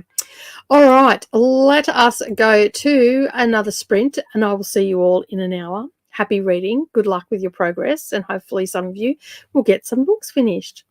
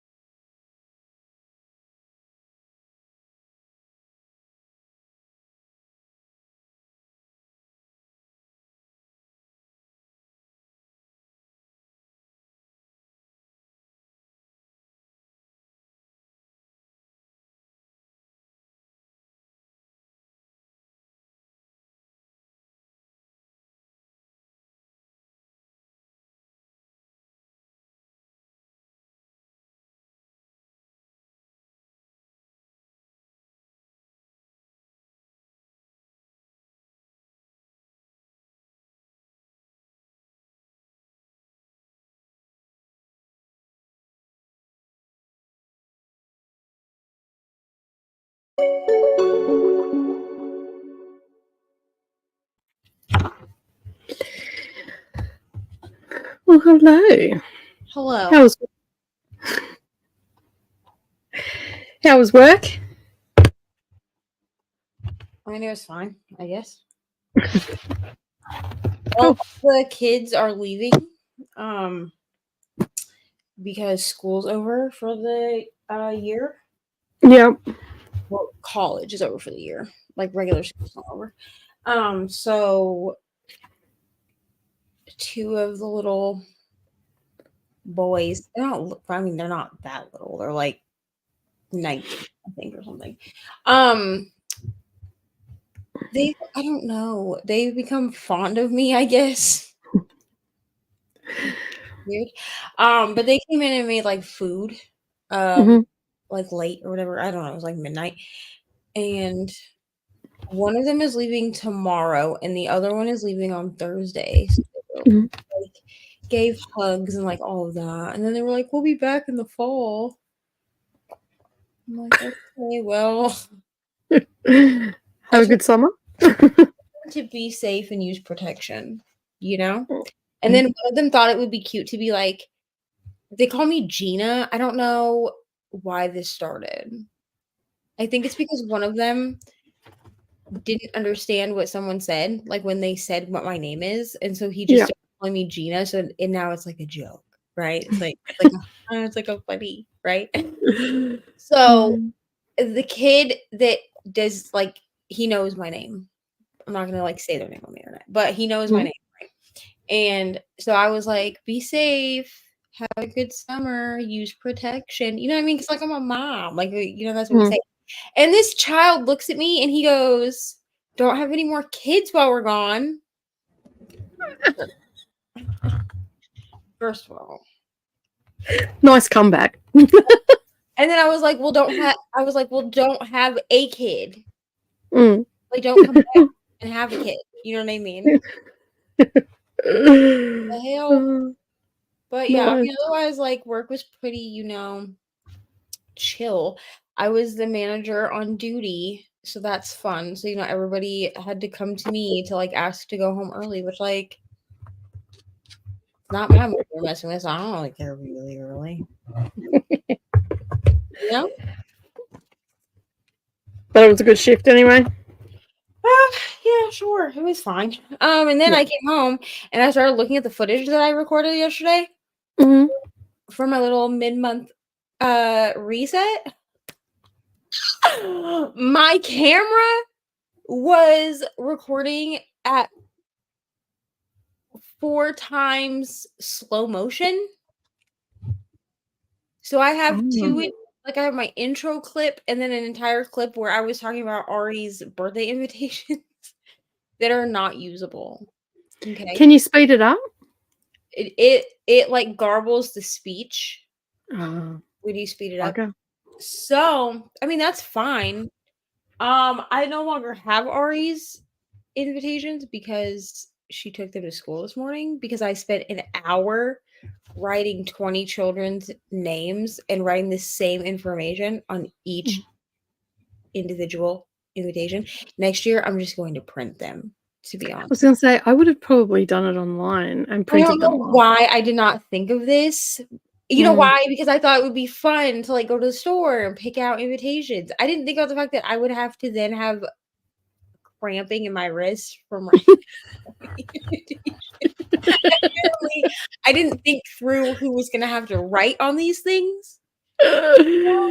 Yeah, as parents, we never think it through. It's exciting. So next year, what I'll do is I'll be like, these are the options you have. Yeah, well, see, you could have actually sat down with her and created something in Canva.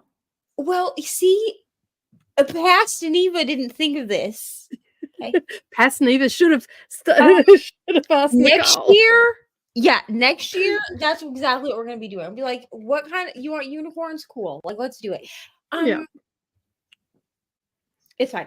So luckily I realized that my camera was recording in 4 times slow motion before I actually started kitting up this kit. Now, mind Yep. you, you don't see me unbox it because that was in 4x slow motion. Sorry for that.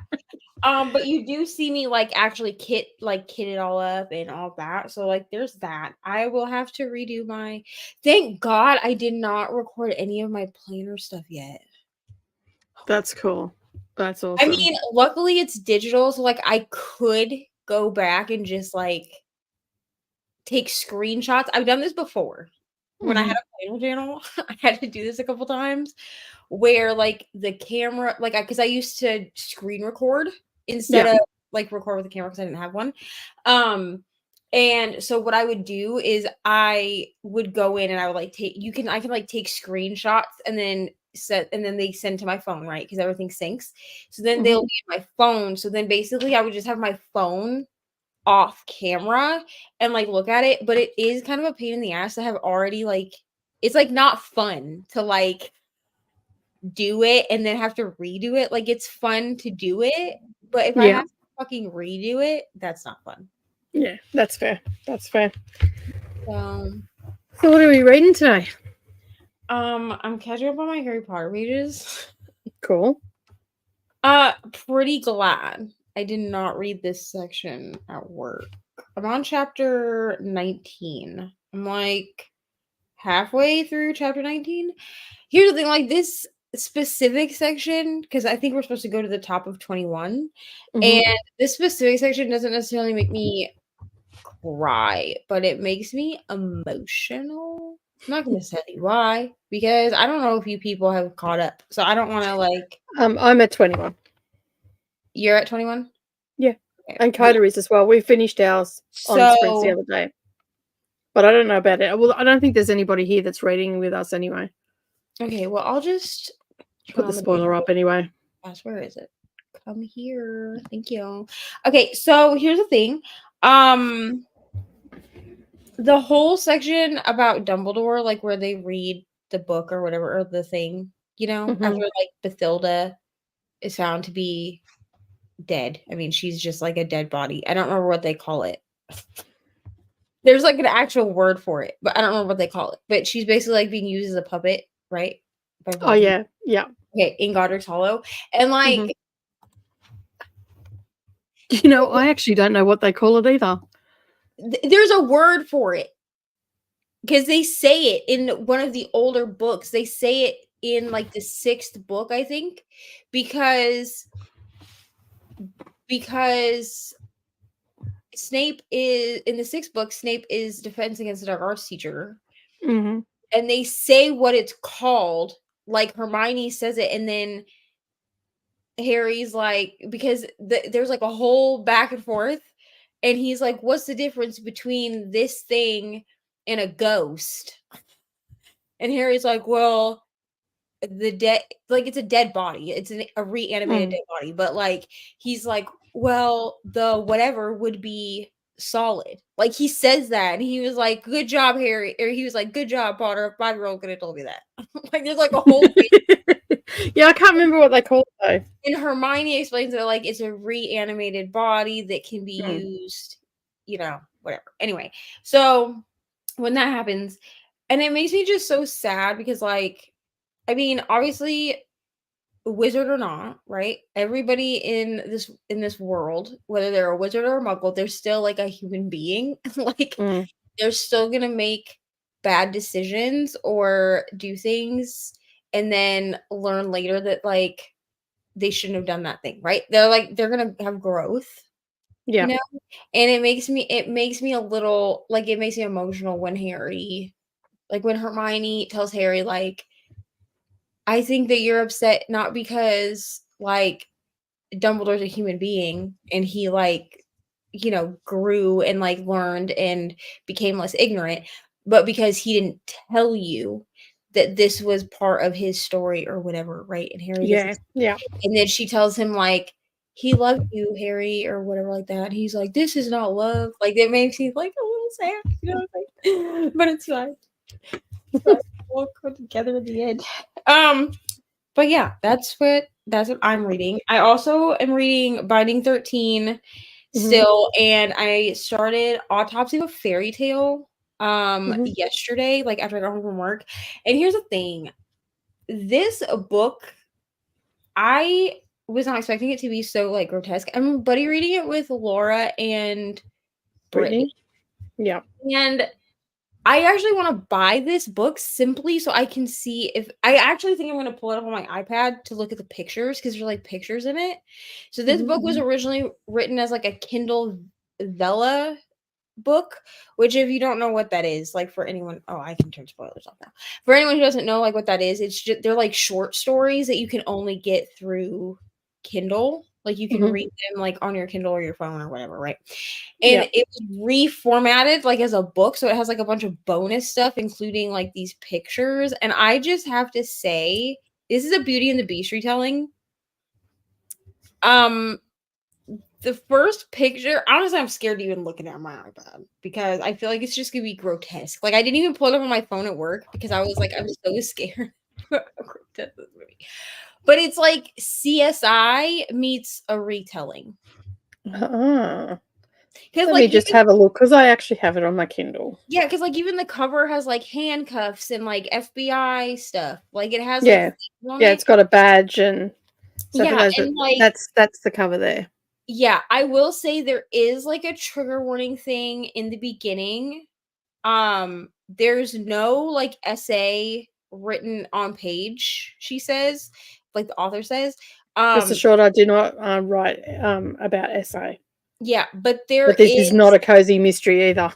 It's not like, and it's like assault and stuff like that is mentioned because it has to be, but it's not like on page or anything like that.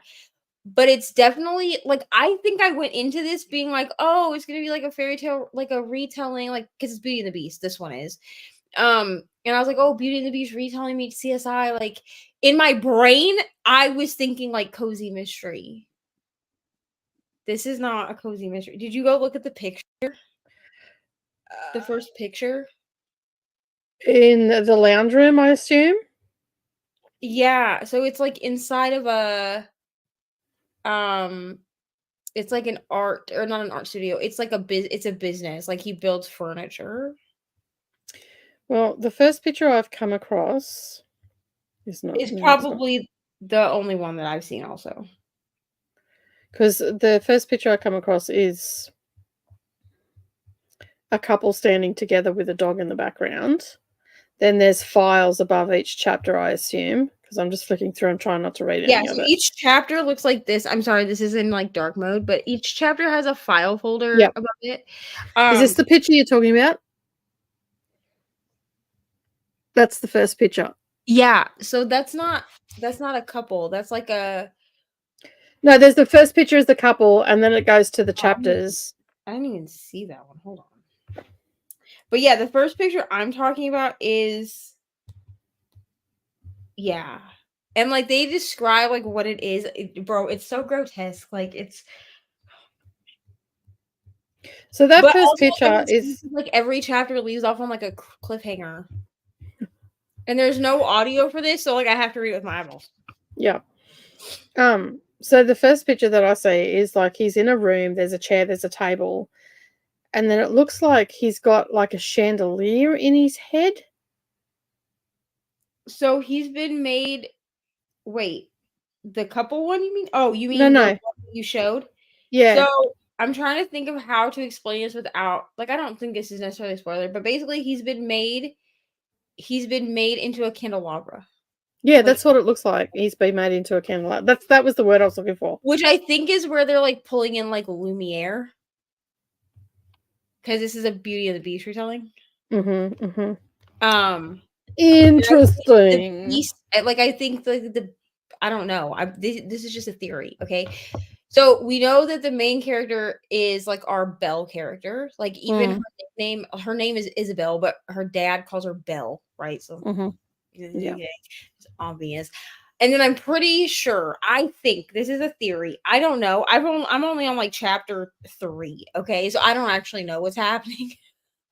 But I think the Beast is like the murderer or whatever the thing is that's like attacking. But I don't know enough yet. But I mean, it's very interesting. Yeah, Laura posted it up in the Discord for KU Mayhem, and I seen the cover, and I'm like, that looks really good. That she goes, Yeah, come read it, and I'm like, I cannot read another buddy read like this month. I'm already at 34 books that I'm supposed to read this month. There is no way on God's green earth here's the thing. that I'm going to get those 34 books read. Luckily, what I did was I did go look and see like which books have audio because what I'm gonna do is like so I will not do it until I either finish Autopsy of a Fairy Tale or I finish Binding 13. But whichever one I finish first, I will do another spin. Yeah, because technically, Autopsy of a Fairy Tale is a buddy read. So that's my plan. But I also have my Air of Fire buddy read, which doesn't. Well, I guess I could make it count because technically I have Air of Fire, like I have the Stone of Glass series on my Kindle. So like if it comes down to it, like where I have I'll have like run out of time. I mean, we're only like what a week into this, so like whatever. Like this is only like second week starting. yeah. I've told myself that if I run into where like I'm running out of time, that I will, and I finish Air of Fire, that I will count it. Because technically it is on my Kindle, but I am listening to it as an audiobook. Yeah. But I'm only allowing myself audiobooks while I'm doing something else. So I just started my 5th book, which is Under Her Care by Lucinda Berry. I hope you love this book.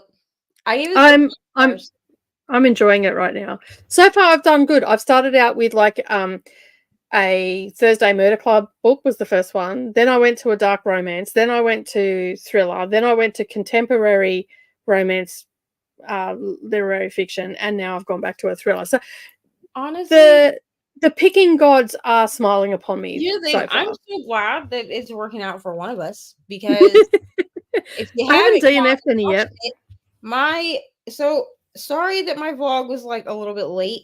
It's because. Well, part of it is because I usually what I do is with vlogs or with videos, I need to go up when I know that I'm going to be sleeping, right? I will have it do all of the things it's supposed to do while I'm sleeping.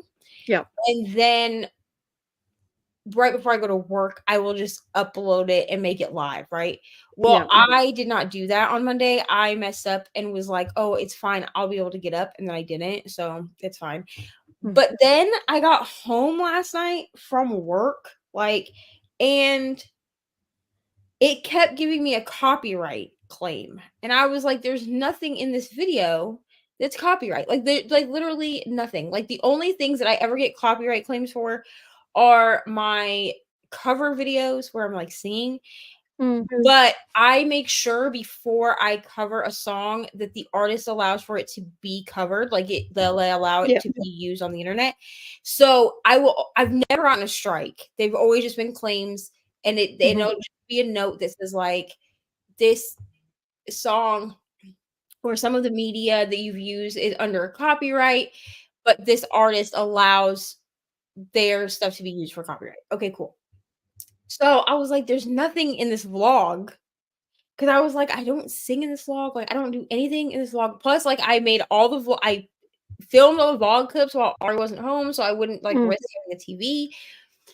Apparently, I put my 3 wooden crosses cover, like the clip that's like 3.5 minutes long. I put that in the video apparently because it shows you, it'll tell you like if you've ever had like a copyright claim, it'll tell you where the copyright is. Like it'll give you a timestamp. So I clicked on the timestamp because I was like, there's no way. I was like, plus, like, why is this video so freaking long? Like it shouldn't be. Like it was telling me it was a 35-minute video. And I was like, there ain't no way. I was like, I didn't even do any really B-roll or anything. So I was like, there's no way that this is 35 minutes long. I mean, like the only B-roll I did was like me like turning my Kindle on and like flipping the pages because I feel like that's like aesthetic thing, and I don't have the physical books, right? Because I'm reading on my Kindle. Yeah.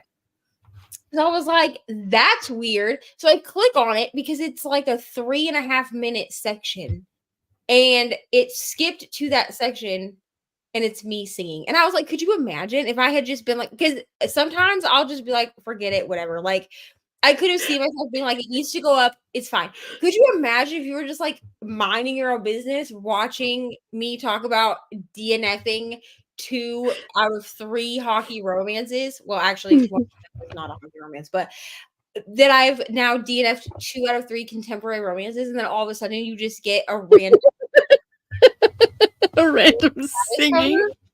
in the middle. And I feel like nobody would have told me. And I don't rewatch my videos before I upload them. Like I watch them, I edit them, like I do a rough edit, I watch it again, and then I put in like anything else that needs to be done, effects or whatever, and then I watch it one more time, and then it gets uploaded. Like I don't watch it once it's uploaded. So like however it goes up is how it goes up. Like period. Like if I don't catch something, I'm sorry. Yeah, I put up a video a couple of months ago, and there's like a little snippet in the middle where it's at 2 times speed because I edit in 2 times speed. Yeah, me too. So we went from normal to chipmunk. So God help anybody that had it sped up. It would have been at 4 times speed. I had a whole video that got uploaded at 2 times speed. And you know who finally told me? This thing had been up for like 12 hours. And Brittany sent me a text message and was like, "Hey, bro, did you mean to upload your video at 2 times speed? Because Brittany speeds her videos up when she watches them." And I was like, "What?" And she was like, "Yeah." She was like, "The whole video is at 2 times speed, but then there was one clip that was at like a normal speed." And she was like, "I don't know, like if you meant to do that or," and I was like, "Oh my God."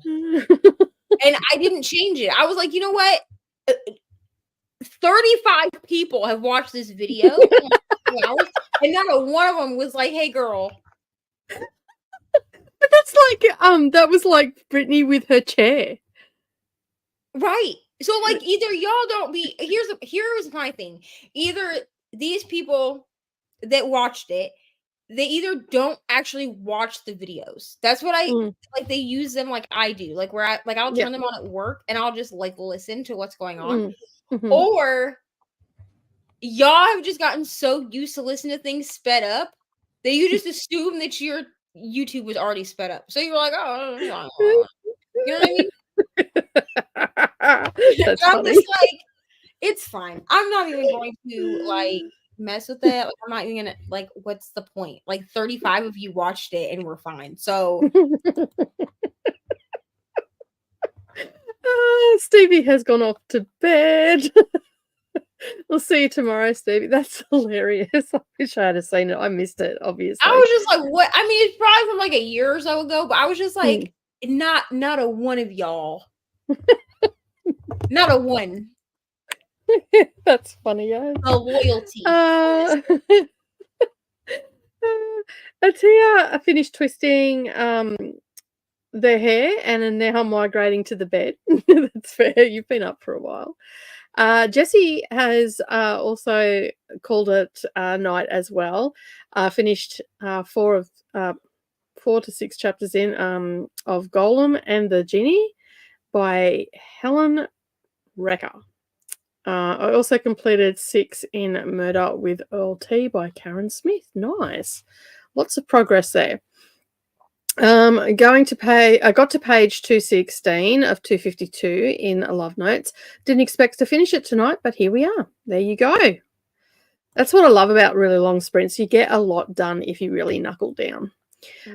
Started Amulet, Volume 7. Awesome. Assuming it's a manga. Hello, Cinda. How are you? Thank you for stopping by and being part of the channel.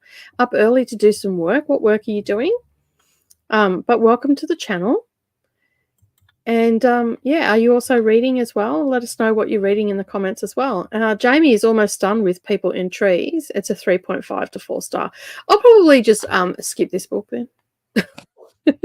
Jamie's giving it a 3.5 to 4. I've got about 4 videos of yours to watch. I'm going to do that tomorrow after sprints. So yeah, I've got crafty sprints tomorrow. So apparently, maybe Sinbad is a me problem. I went and looked at reviews of this book after I DNF'd it. Yeah. No, you know what I mean? Because here's the thing, okay? I understand like the nostalgia, obviously, the nostalgia behind like Harry Potter and stuff. But here's what I don't like. Okay, first of all, I don't like pop culture, like blatant pop culture in books. That's okay. By this, I mean that in Sinbad, we have two different instances where like actual pop culture are addressed. Now, this book, for reference, was published in 2023 because I went and I looked after the Harry Potter reference that sent me, well, that's not what sent me over the edge. But I went and checked because I was like, that's weird that this reference would be in here for no reason. Like, it was I don't know. Anyway, so the main female character was reading the book Birthday Girl by Penelope Douglas, like to the point, and we know it's that book because she actually mentions the characters' names that are in this book. I've read this book. It's a great book. But also why? You know? And also both main characters, the male and the female main character, are both watching season 3 of You on Netflix. Now here's the thing. If you want to use pop culture, that's cool. But like don't make it so blatant. That's my like reference it like to where it would be kind of like a if you know, you know. Yeah. Because if somebody doesn't know, they're just gonna be like, okay, cool. Like if you like, you could have instead of saying like, oh, I settled down to watch with my peanut M&Ms to watch season 3 of You. That's like almost an actual line in this book. You could have been like, I settled down with my peanut M&Ms, which because to that mean that's just a food. You know what I mean? To watch my favorite crime drama and then like reference like something that happens in the crime drama because then like if someone actually has seen You before, they'll know what you're talking about. Real killer drama or something, you know what I mean? Like they would know what you're talking about. But here's the thing. Then they made a Harry Potter reference. It was like a description of someone and they said that like the female main character said like that the person reminded her of Draco Malfoy from Harry Potter. First of all, if you don't know who Draco Malfoy is, you don't need to, in my opinion. Yeah. So you could have just said Draco Malfoy, or you could have said like Tom Felton. You know, I just feel like it's like because we know how awful the author of these books is. I just feel like to do a pop culture. I mean, to do a Harry Potter reference in 2023. Yeah, that's fair. Which I know some people, because I had somebody message me about this, and I explained this in the vlog. So I feel like this person didn't watch the whole vlog. They just heard what I said and then stopped the vlog and thought they would get in my DMs. And that's very rude. But gotta love it when people slide into your DMs unannounced. Like, what? You know what I mean? I'd rather you just send me a dick pic. Unhunters is one of my favorite books and does reference Voldemort. Like she calls the female main character in that book calls the male main character, like because he's grumpy, she refers to him as being Voldemort. Like she refers to him that way. But this book was published in 2019. Which is the same year that we found out how awful publicly this author was, and she like showed her ass on the internet. Which means that theoretically this book was written sometime before 2019. Like there's a process. Like it's not like she wrote it in 2019 and then it was published in 2019, theoretically. Yeah. So like probably she wrote it in like 2016. Well, but probably they wrote it in like 2016, then it took a little bit for it to get published. Yeah, it's got a process. But like 2019 is maybe early 2020 is about like the last time that I'm going to be like, okay, a Harry Potter reference is fine. Otherwise, stop it. Cinder is making a manual for the next high school band board member to handle merchandising. Won't be able to read until 11 a.m. and it's currently 5 a.m. So you're in the UK, I assume? Europe, maybe? But we have also... She could be in a... She said it's 5 a.m.? I suppose it depends on what day it is, because she could be in America. It's 4:15 here. Oh yeah, so EST, yeah. Yeah, so if she's in the Eastern time, Florida. she's in Florida, that's why. Yeah, so she's Yeah. in the Eastern time zone. All right. Well, we've got to the end of the comments as well. So we're going to go to a sprint. It's going to click over. Saturday, I was getting to the end of the comments and I had more than one person on screen with me. And I was like, how is this happening? Like at one point, I had like 6 people on screen with me and we were still getting to the end of the comments. And I was like, nice. Because all the people that normally comment were on screen with you.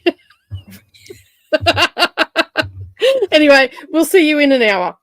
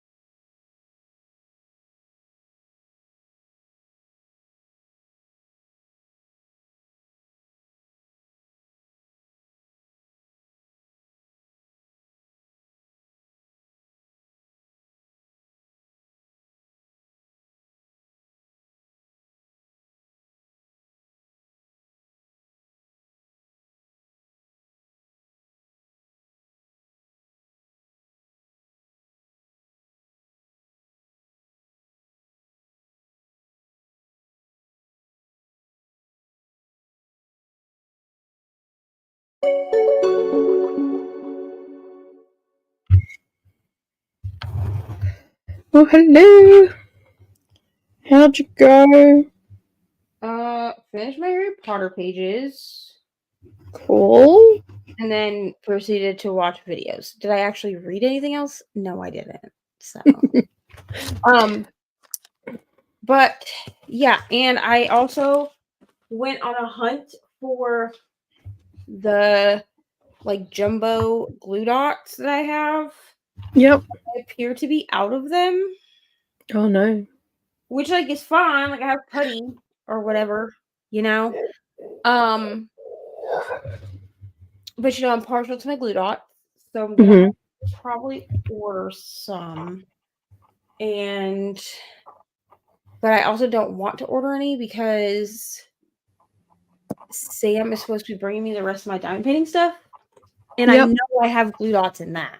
Because you remember when I bought like, all those glue dots? I bought like 25 packs. You bought the world's supply of glue dots. It was an exuberant amount of glue dots. To the point that I gave 2 packs. Like I gave a pack of the jumbo and a pack of the regular Snap dots to Mariah because she was like, oh, can I try them out? And I was like, here, just have 2 packs because like I had so many. Yeah, I remember because I'm like, Neva, what are you doing? When I tell you I ordered like 6 packs of each of the scents that I liked, that's basically what happened. And I was like, oh, I wouldn't want to run out, so let me order 6 packs. And Nicole was like, this is gonna last you 10 years. Yeah, I've only just gone through the packs of jumbo ones that I had, but I only grabbed like so I had like a bucket that had or like a tub, whatever you call it, a large container with a lid, right? That had all of my overflow. So it had all my extra crap in it. Like it had like my light boards that I don't use because I have an astigmatism. I can't see the diamonds. That's why I use my light. Anyways, so it has like Mariah uses it, and then she sees the light, and then she sees the diamonds perfectly.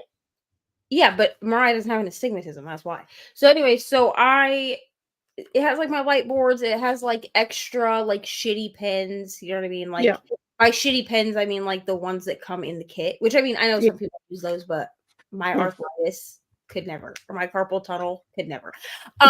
So it just has like a bunch of extra crap in it, right? Well, I threw a bunch of the glue dots in there because I was like, there's no way that I'm going to need these before I have access to the box again. Like, why would I? So there's like 15, 20 packs of glue dots. And they don't go bad. So it's not like I can't use them, but. Yeah, well, that's it. Like it's. I mean, my husband does exactly the same thing. Like when something's on special for the workshop, he buys a ton of stuff. It's definitely an ADHD thing. It has to be. Well, because preparing for the end of the world, you're fine for glue dots. I fell in love with the metal tips that she sells that Jen, that's her name, sells with the glue dots, right? So I had ordered like 6 packs of glue dots, but I could only order one of the tips because I was like, oh, I just want to try it out, but I don't want to order like a bunch. Well, then I was like, how can I get more of these tips? So I was like, well, clearly I have to order 6 more packs because I needed 1 tip for each pen. Okay, I own 7 bougie pens. Like that's barely that many. Yes, shush. That's barely any compared to some people on the interwebs. But I was like 1 for each day. That's perfect. I could actually use those regularly if I only have 7. Yeah. Working on Dipsy. I already finished Dipsy. I have to do Lala. But yes, I am working on Lala slowly. Now shush. So I did this smart thing after I told Nicole that I was like, well, I need 6 more of these tips. And Nicole was like, okay. And I was like, so I guess I need to order 6 more packs of glue dots. And she was like, Miwa, you have so many packs of glue dots. So and here I am over here, like I've got like a little bit of putty and a couple of wax bits. I literally messaged the person, the shop owner, and I was like, is there any way that I can buy just the tips? Yeah. You know, like just the glue dot tips, like the what? No, you know what I'm saying. And Yeah. she was like, oh, sure. And so she sold me 6 of them that are just, so I haven't needed to like order more. And plus I did take like 4 packs of the jumbo. Mm. So like it's taken me this long. It's taken me what, 6 months to get through like the 3 or 4 packs that I brought with me. So it's not like I'm going through them like exuberantly fast or anything. No. I didn't need 28 packs of glue off, guys. I didn't. But I thought I to did. be fair, it was when you first started the craft, and anybody that's a crafty person knows when you first start something, you buy all the shit. Listen, I got so excited too because like it was at that point I couldn't use putty Like, anymore. just behind me, case in point.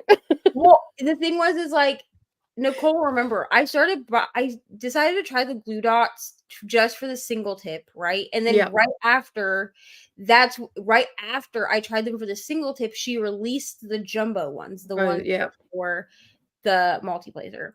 And she happened to release the ones for the multiplacer right as like winter was really hitting in Indiana. And I was like, Nicole, I can't use my putty because it's too cold. Like I was having to like sit on the putty Yeah. to like warm it up, and then I was having to like put it in my placer, but then I couldn't figure out how to keep it warm like in my metal multiplacer.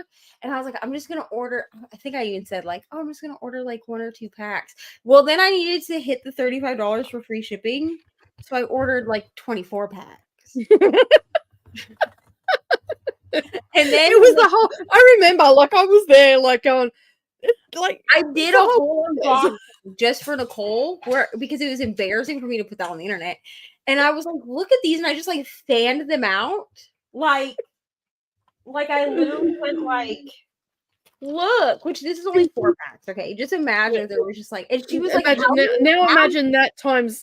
I was like this, like there were so many that I was like out like this, and she was like, how many did you order? And I was like, I don't know, like 24. And she was like, who needs?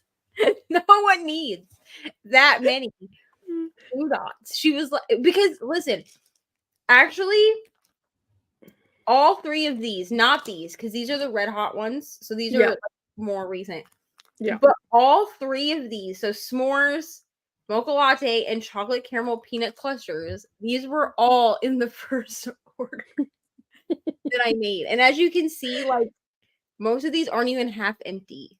So because the glue, so to put it into perspective for most people that don't know, glue dots are the thing that last a long time. Putty is probably the next one, and then wax is the one after that. Yeah. So, yeah. Does one person need 32 packets? also, all my patty wax. Remember when I ordered a bunch of patty wax, and then I was like, "Oh, this doesn't really work for me because it's like very dry." I think it works better for either people in like really warm climates. Like if I lived in Florida, I think it would work really well. Yeah, because we were talking about that on a sprint one day. That they just seem to be, those sort of products seem to be for people that live in a warmer climate. Yeah, because like Katie uses them from Diamonds and Washi. She uses patty wax and loves it. But she lives in like the desert of California, so it makes sense. But I also feel like it's for it there that it's really meant for like lighter placers.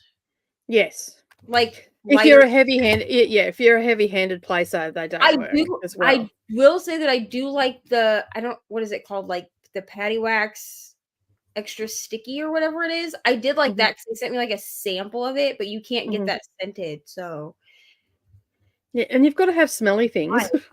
And my glue dots smell like things.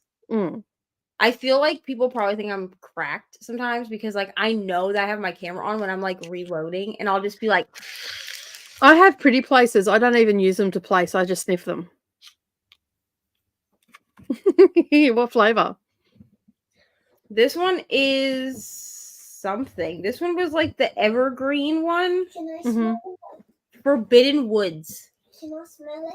And what's happening what is happening in the Forbidden Woods?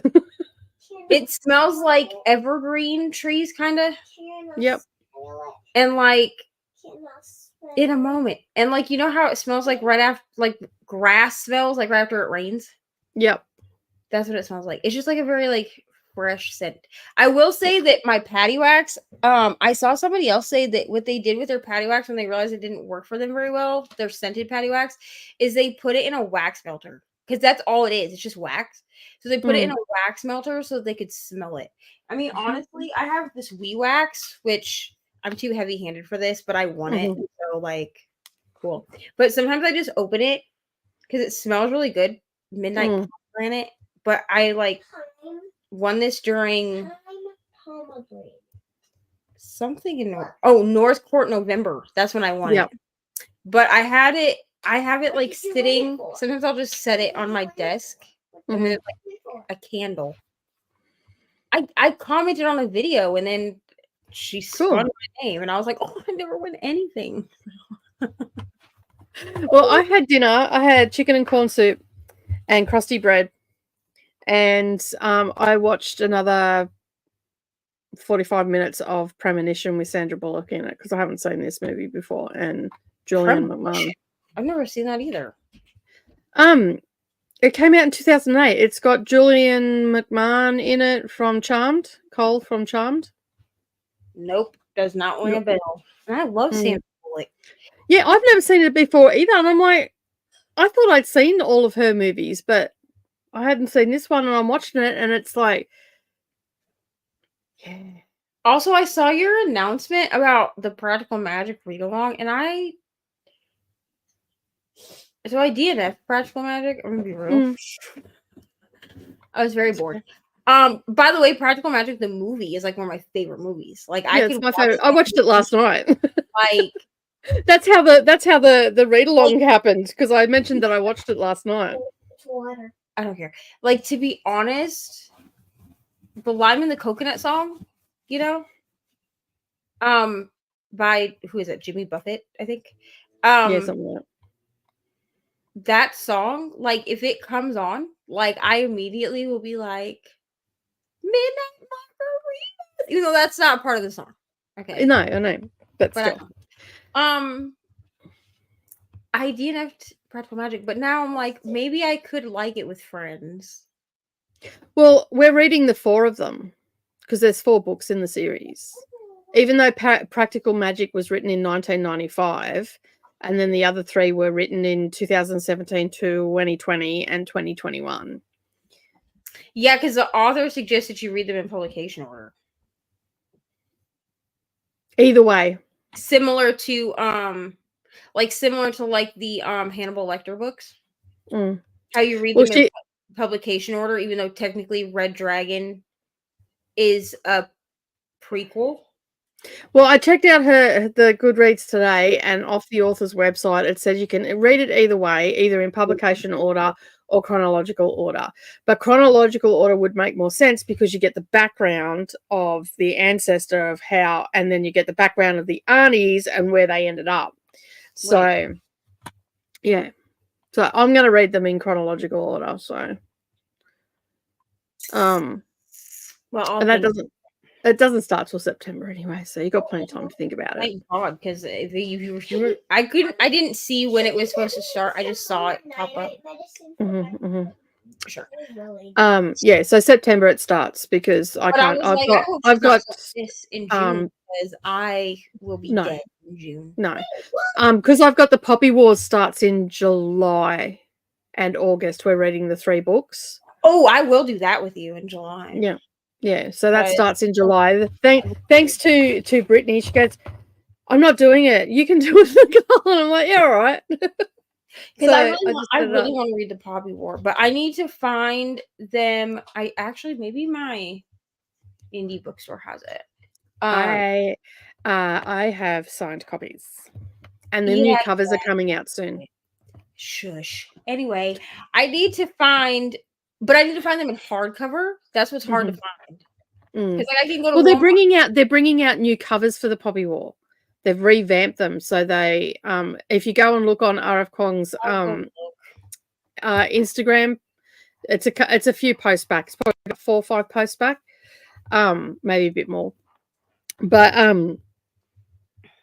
I'm pretty sure they were posted up last month in April. Yeah, I think what I'll do is I'll look and I'll see which covers I like better. And if I like the old covers better, then probably I won't, because I don't really like the old covers. Yeah, well, the old covers don't even match the book. Like when I went to see her, she was saying that there's not even the first book has an archer on it, like has the main character holding a bow and arrow. He doesn't even use a bow and arrow. Yeah, other people that have read it, like they have reviewed it, have said like, oh yeah, I picked this up because of the cover, and then like the cover doesn't even go with what the book is about. But everybody has to remember too, she was 19 when she wrote that. And she was new. She was Well, new that's to the. true. I mean, I'm not like dissing her. I mean, I am kind No, of. no, no. She actually said at this thing that she really wished that she was more confident back then to say, "Hey, this is not right." Yeah, because clearly it was a publisher thing. That wasn't. She didn't. Yeah, covers. she didn't have any say. These covers apparently she's had more say, but she's a lot more like she's just turned 30, I think. So she's more mature. She's been in the industry. She knows what she can and can't get away with, and all that sort of stuff. Like she can be a little bit more forceful and whatnot. So Tia finished their book and went to sleep. That was an hour ago. So I'm guessing that you're already asleep. But if you're not, thank you for joining, and I hope you have a good night's sleep.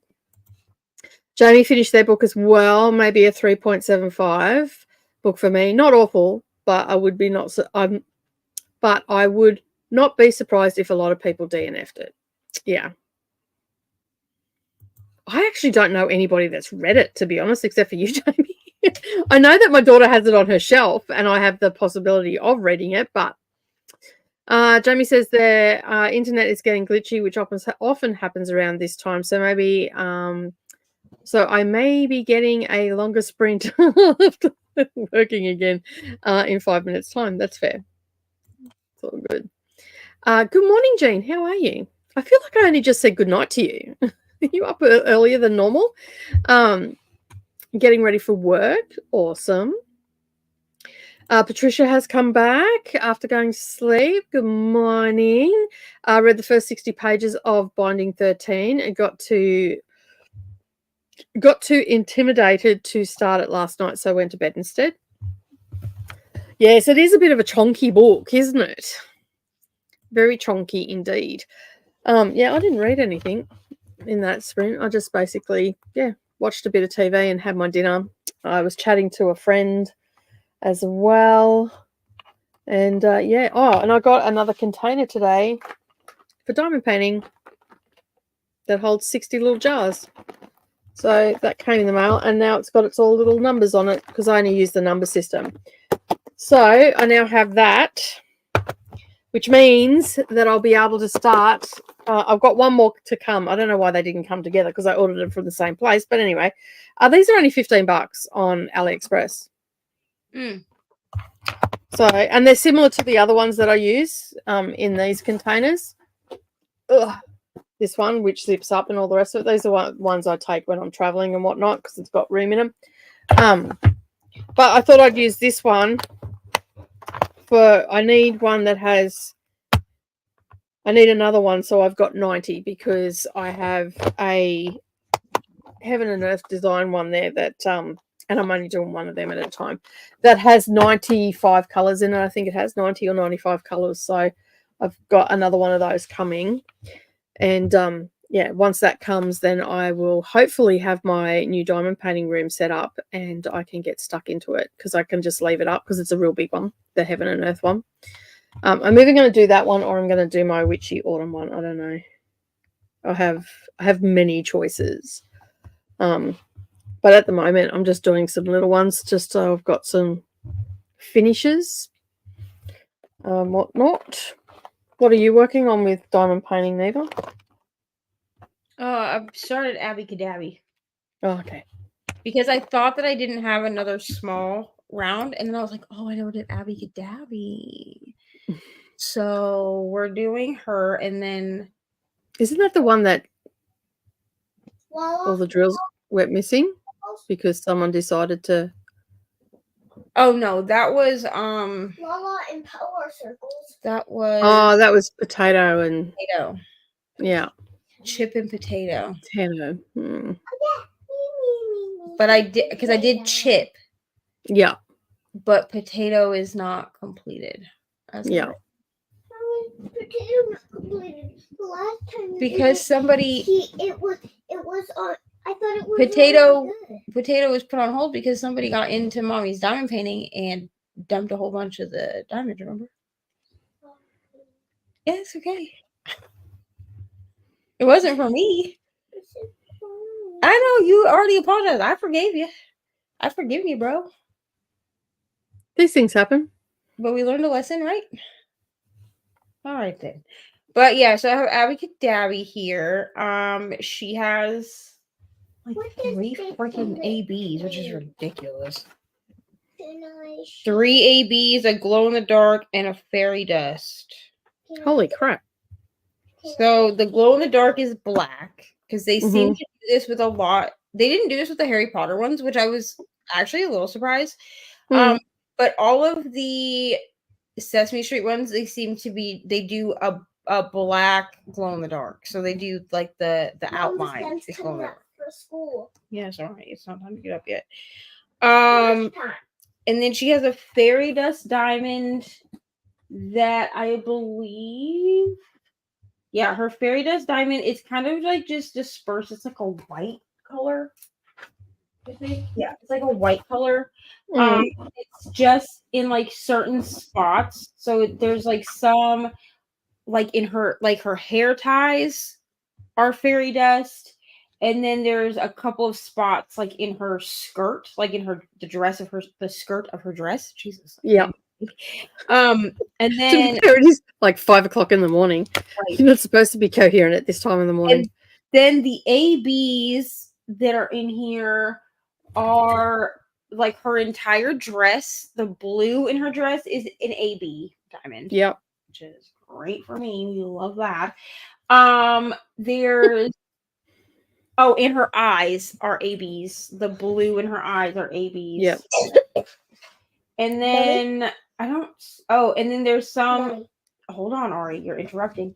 There's a little bit of a pink AB in here that are like accenty things. They like make like stars and crap. Yep. And then there's a yellow AB that's like she has like a wand. Yep. Yeah, I know who Abby Cadabby is. Yeah, her wand kind of like shoots off sparkles. Yeah. So where it shoots off the sparkles is where the ABs are. So there's like the blue AB, the the yellow AB, and the pink AB is in that as well. Okay. Which why they had to give me 3. Listen, I'm not trying to be funny, but not Hagrid. So Hagrid had ABs in it, but the 2 hits before Hagrid, no ABs. Like Dipsy only had fairy dust and electro.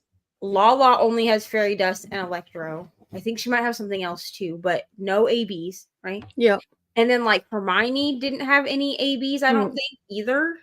No, she didn't. Not that I remember anyway. But then I unboxed Hagrid and we had ABs for Hagrid. Like his whole jacket is freaking silver ABs. I wanted to die.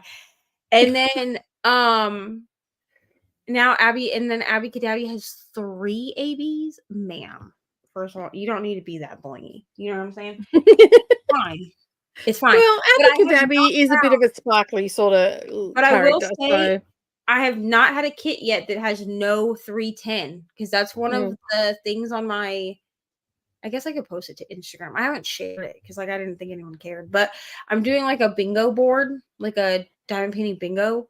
I don't really know what you win. I'm just doing it for fun. I'm not doing it to like win anything.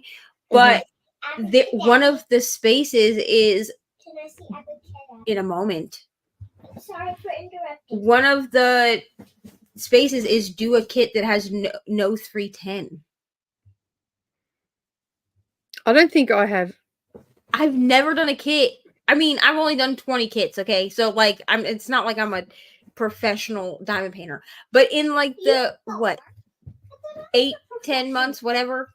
I mean, we're almost to a year. I guess I started diamond painting in like September of last year. Yeah. Because it was just after Amazing Readathon, wasn't it? It was the first week after. Yeah, because I was Yeah. depressed. Can I stop sitting in the booster? No. No, I don't think you were depressed. I just think you were exceptionally tired. Yeah, I was just burnt out. I wasn't Yeah. depressed. That my depression hadn't hit yet. I was just like, you know what? Who needs to read? And then I was like, you need to read, ma'am. So I was like, well, let's just do audios and diamond paint because what else am I gonna do with life? But in the kits that I've done, I think all of them have had at least a little AB or a little bit of 310. And by that I mean like not necessarily like huge sections of 310. Like I've definitely had it where it's only like 2 or 3 spots, but it still has 310. Like it still counts as having 310. Yeah, because there's 310 is listed, so I sympathize with you, Anne. I hate it when you're wide awake before you're supposed to be. That because of Mother Nature. Well, hopefully you can go back to sleep. Although considering that you've got on here, the chances of that are pretty darn slim. Because I know if I pick up my phone, if I wake up in the middle of the night, I'm not going back to sleep. That I woke up about I think it was about 3:30 this morning, and I went to the toilet, and then I came back in, and I went to pick up my phone, and I actually just nope, and I rolled over and went back to sleep for 2 hours. So. But if I had picked up my phone, Leandra was sprinting, then Brittany was sprinting, and I just would have ended up being on sprints. And before I know it, I would have been doing a 24-hour sprint. So yeah. Well, we have got to the end of the comments. We might go to a sprint, if that's all right with you, Neva. Sure. Yeah. We're going to do another hour sprint. What time? That will get us to 9:42. Yeah, come back for a chatty bit, and then we'll have a nice 40-minute sprint or something to wrap up before we head over to Coders. So we will see you in an hour.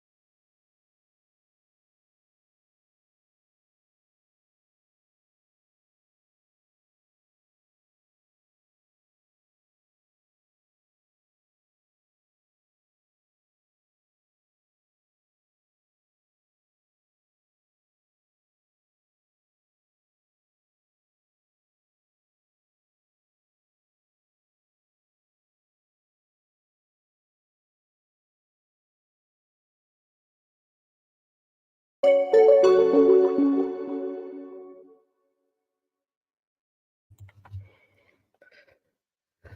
right. Hello. Right. My internet just decided to go a bit glitchy then. Hello, and how is everybody? We are now back. I ate some popcorn and watched a bit of what's it called? The Guernsey, the literary guy, the Literary Society, Potato Peel Society or something. Anyway, it's a movie. I've read the book. It's got a huge long title, and I never get it right. So, but I seen that the movie was on there, so I started watching that, and I finished watching the other movie. So I didn't read for the last couple of sprints, but I'll probably read a little bit. Like, I'll probably just finish this book off in the morning, to be honest, because I've been reading all day, and I just really don't feel like reading right now. So, yeah, I'm getting some movie watching in, catching up on my books that I've read, and watching the movies, and checking out what else is on there, and seeing what else I have on my shelf to read and stuff like that. So yeah, Neva is just getting Ari ready for school. So yeah. What else did I do in that sprint? Oh, I tidied up a little bit. Yeah, not much else was done. Everybody's starting to wake up now. Hello, Vanessa. How are you? Thanks for popping by. Hope you're having a good morning. Kelly's also popped in as well. What are you reading today? Keep hearing something. That part of what's something must be in here. Brooklyn is reading Heartless all day and is obsessed. I seem to see a lot of people are obsessed with the second book because Heartless is the second one, isn't it? Yeah. Yeah. Yeah. Kelly reading this book too, because if so, I think she means Cade. Yeah. Daddy Cade. Okay, so here's the thing. So here's a little fun fact about me. Okay, I've only read 2 Elsie Silver books at this point. So I read Off to the Races, which I know Nicole wants to gallop away. But I read Off to the Races, and then I also read Heartless. And I read Heartless actually for like a vlog that I was doing that never came to fruition. So sorry for that. But I did read it, and I get like last year, I read it last year. And I didn't do 6 stars last year. If I did 6 stars last year, it would be a 6-star book. They just did like the single dad trope. I don't always like the single parent trope because I kind of feel like sometimes, and I know that this is realistic, and this is it's probably why it bothers me, because it's realistic for me as the daughter, right? Not as the parent. I would never put a man before Ari. Absolutely not. But and not because I'm afraid Nicole would come through the computer and kick my ass, but just simply because I wouldn't, because it's gross. But my mom, my mom would do that. So I know that it's realistic for parents to put like their relationship above their kids, but it's also gross and like traumatizing. So like when they do it in books, I'm like, listen, I don't want to read this, And they didn't do that in Heartless, so yeah. So I'm just doing something in the background. I'm just pinning code. I've just pinned Coda's channel to the where the sprint is what I'm looking for. The words. The thing that we do with the books. Doing right now, we're going to be doing that over on Coders in another hour and 10 minutes. So we're only going to make this a brief chitty chatty bit.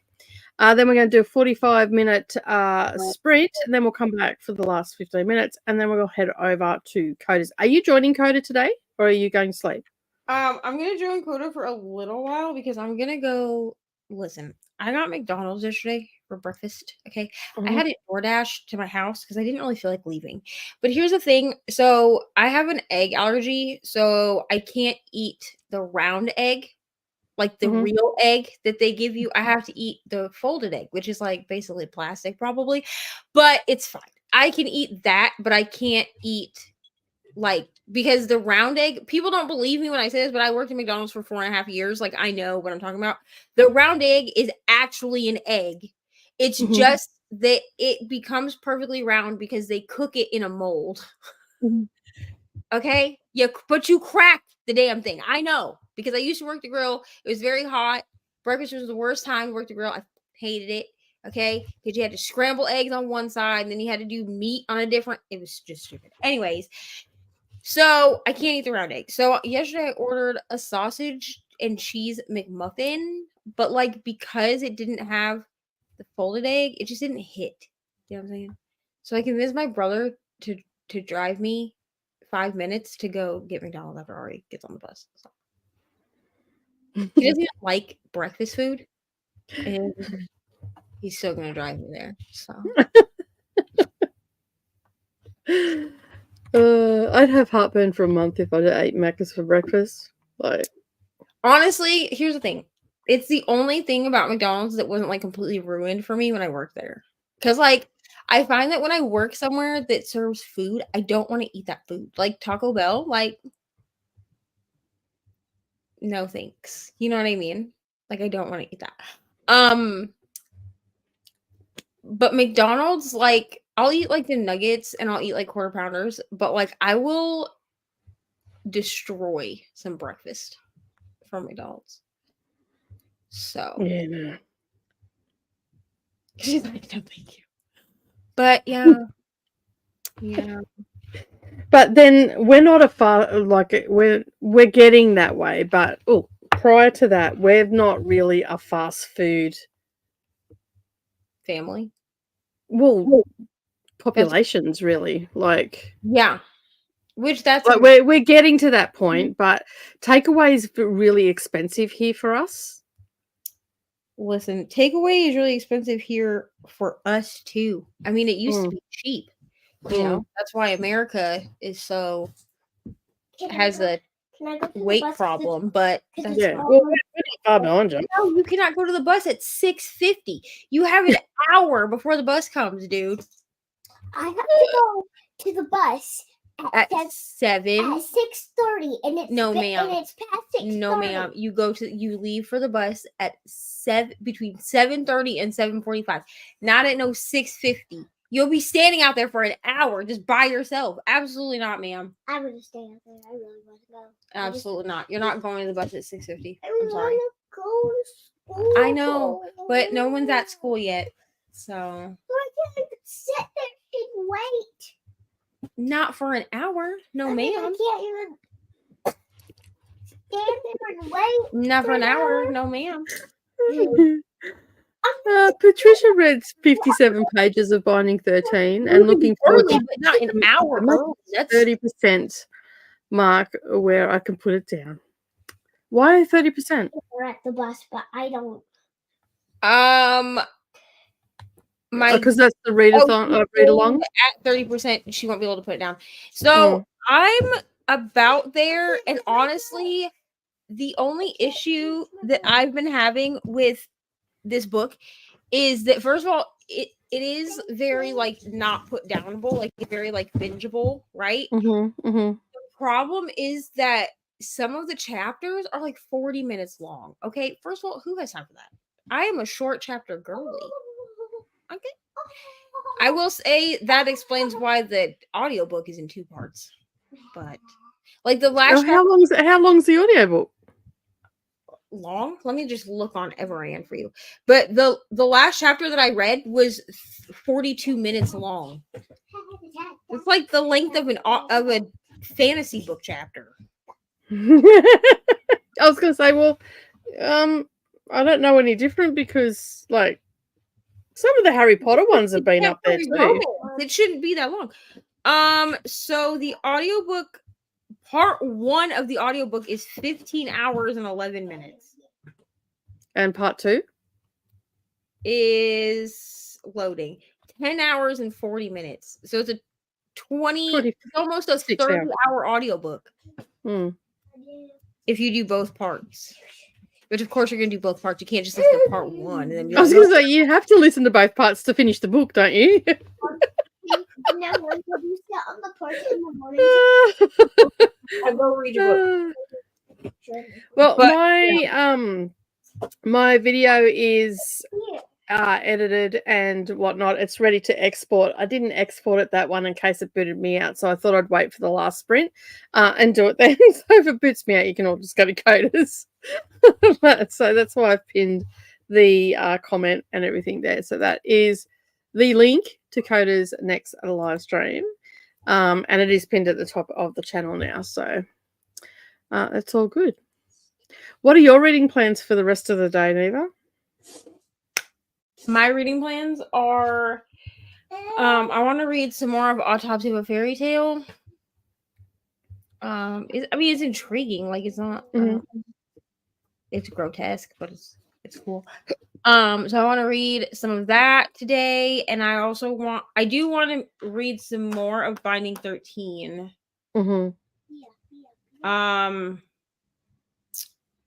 But I might decide to just continue doing that with audio. The thing is like when I'm reading Binding 13, I am annotating. Grumpy Toad, sit down. I am annotating things, so like my thing is like I'm kind of sitting here like, okay, well, yeah, you can do it with audio, but then if I do it with audio, I know myself and I'm gonna want to reread it so I can annotate it. Yeah, that's fair. You know?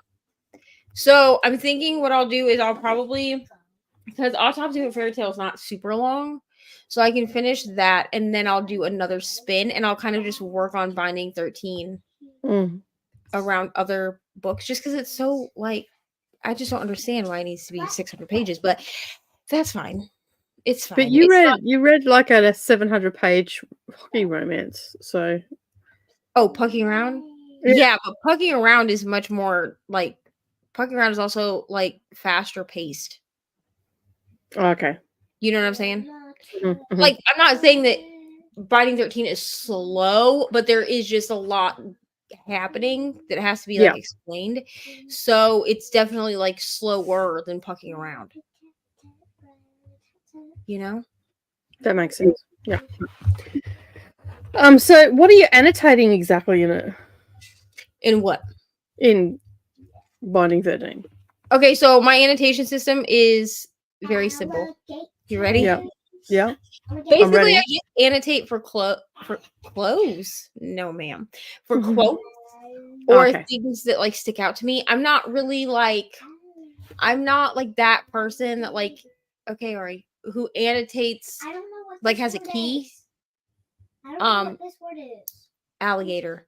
The only like the exception to this may be my special edition of Icebreaker because it comes with an annotation guide and tabs. So I'm thinking about when I do my reread of that, following that annotation guide and doing it just so that it's like cute.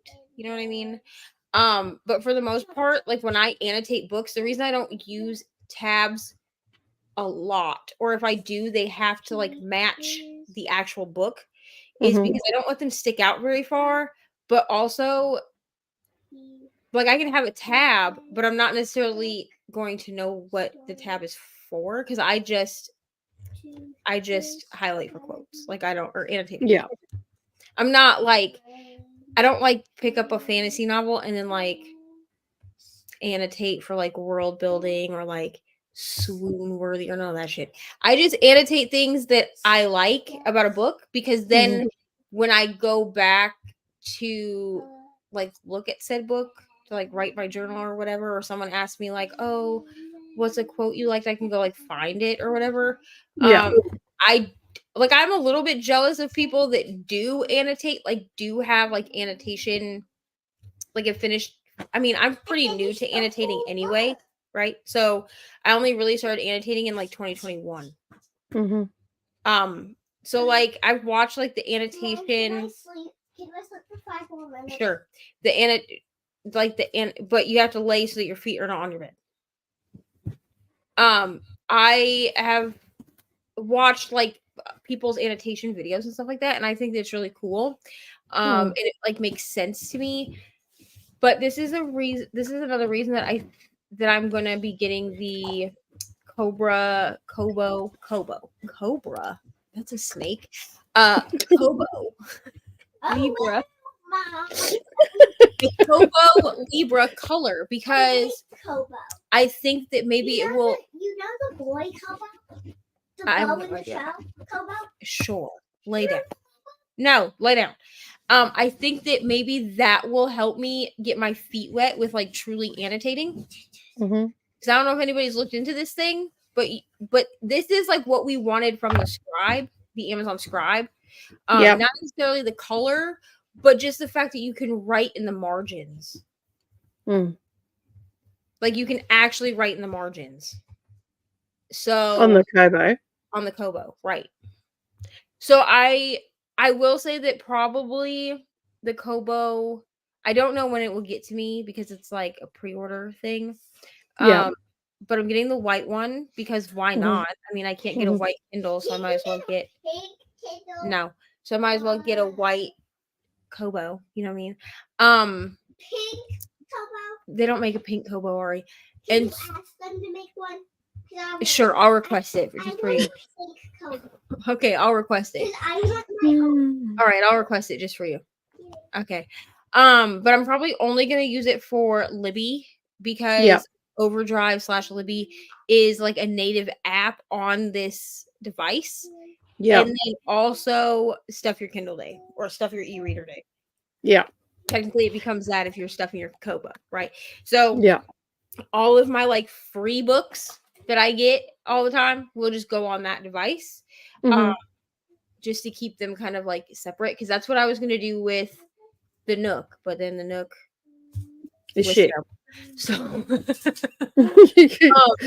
gee, you were kind and said it was terrible. but I think it was absolute trash. I think the Kobo will allow me to play with truly annotating, like with different colors and like, because I could write in there like at the beginning I could write in like whatever my key is, you know what I mean? But without actually like ruining a physical book to try to figure out what my annotation style is.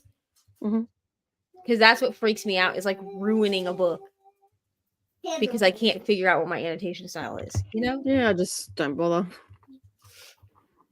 I mean, which is why I just which is why right now, like, I just highlight for quotes, because that's really all that my Kindle can do. Now, I have been doing like the note thing in Kindle. Well, if I'm reading on my Kindle and I'm reading it for a group read or a buddy read or whatever, and I think that there's something interesting, I'll highlight that and then I'll add a note to it. I don't publish those notes or anything like that, or so I don't I do that, but I don't annotate a physical book, because what if Savannah wants to sell it later down the track to, cash it in or whatever? Then she can't, because it's scribbled in.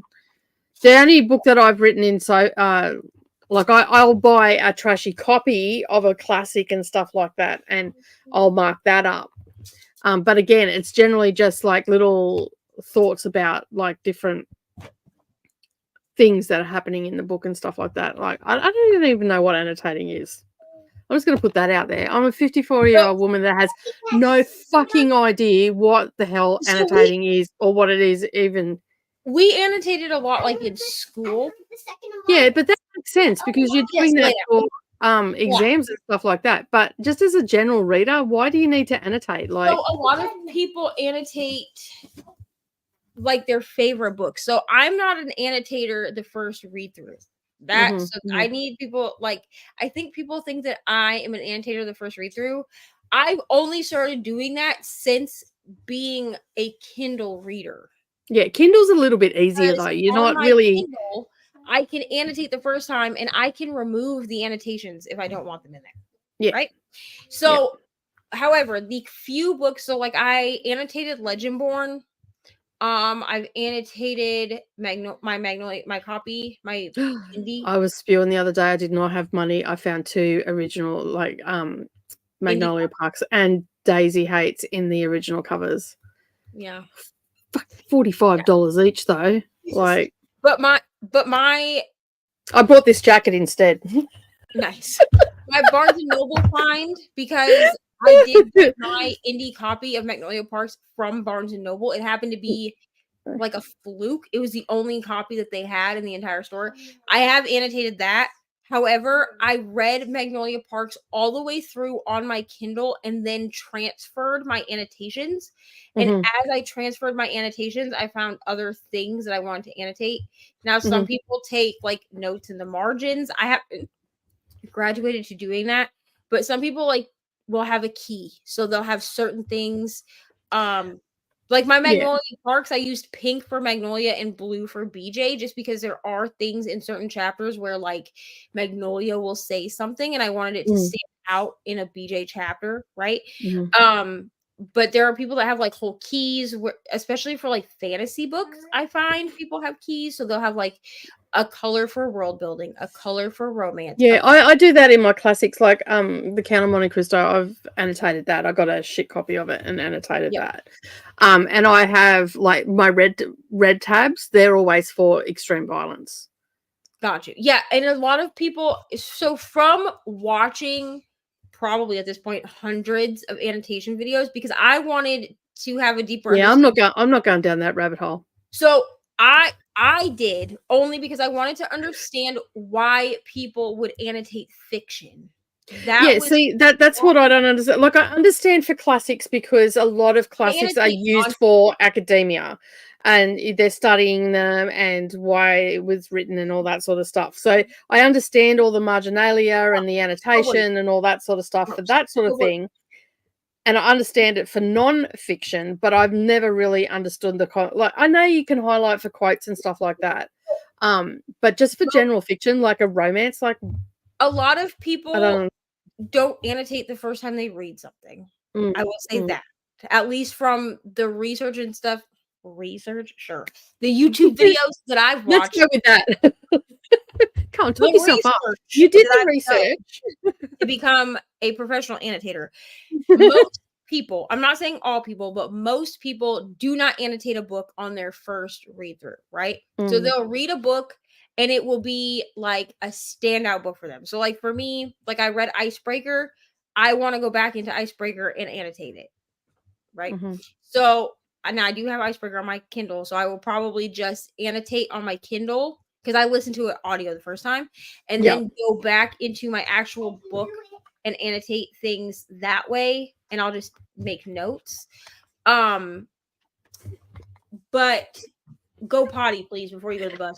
You are Coda. Good morning, Coda. How are you? It's good to see you. And I only annotate errors, Go potty. and then writes a 15-page essay on said errors, And and only on Kindle. right. Um, Yeah. yeah, I'm not either. I don't Most get the point people either. that I've watched where they annotate, it's only like their favorite books, right? They annotate like their favorite like standout books. Some people like Jan annotate the books that they're reading for book clubs. Yeah. Like so for her full Yeah, moon well that's what I did. Like she I annotates. yeah, like I'll generally, like if there's something of interest, a talking point or something like that, I'll generally highlight that, or Right.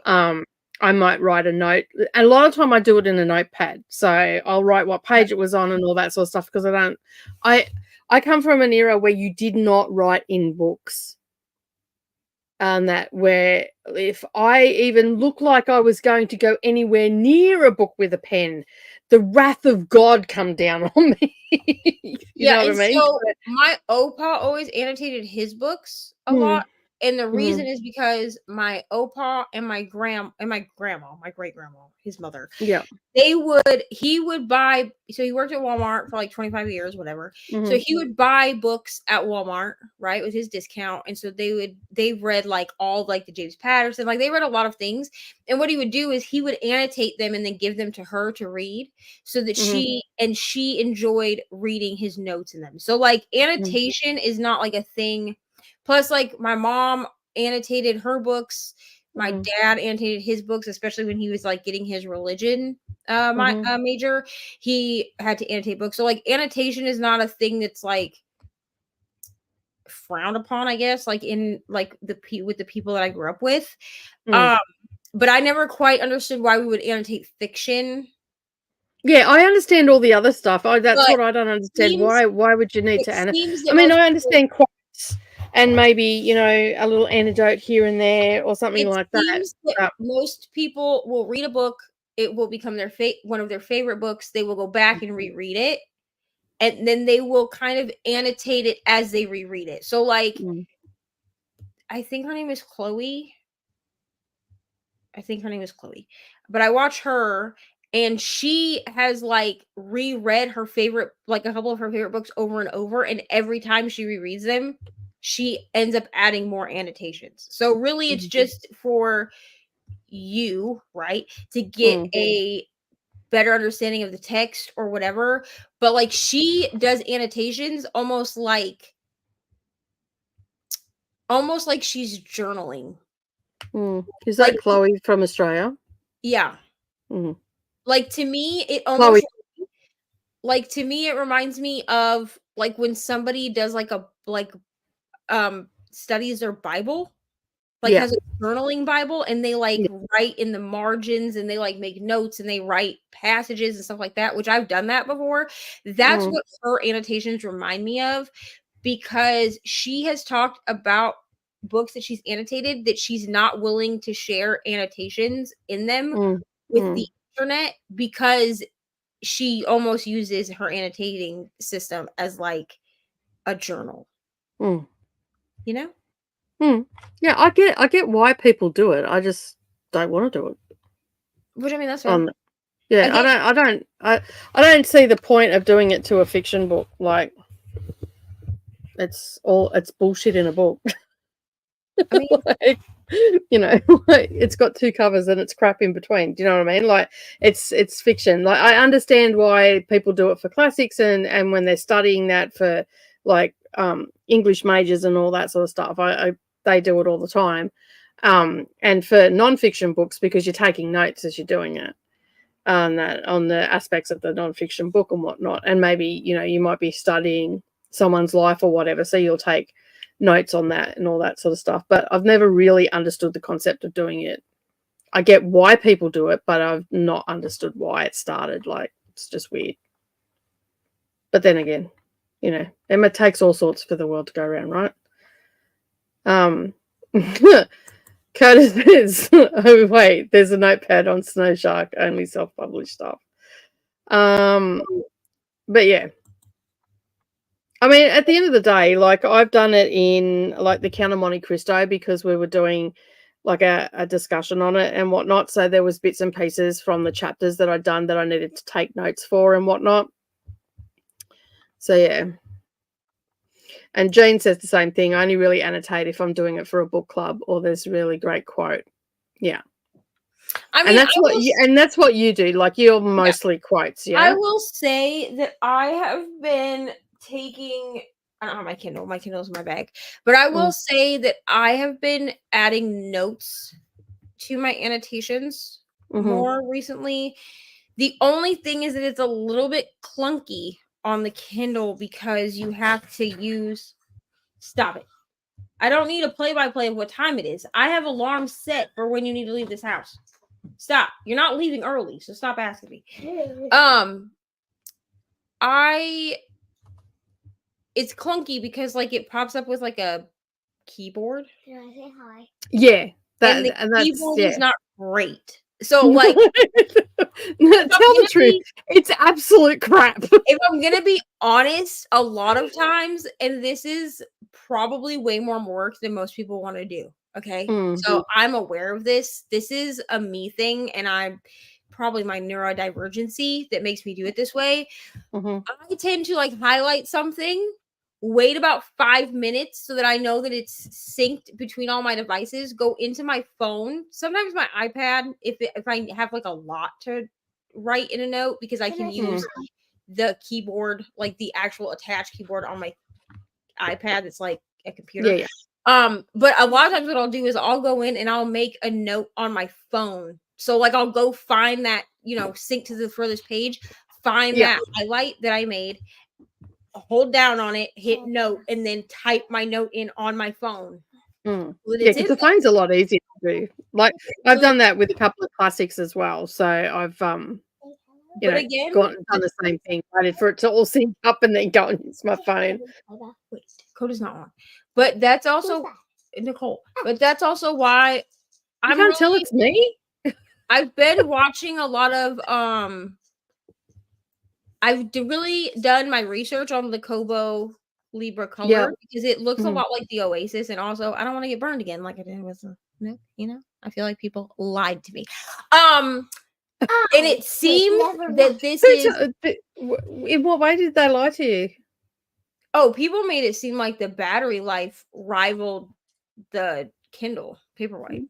Nothing rivals the Kindle. Kindle have got the battery stitched up. And people have at least been honest about the fact that because of the color, yes, that because of the color of the Kobo Libra color, and because of the fact that you can do the annotation thing on it, Yeah. it seems to kill the battery a little bit faster.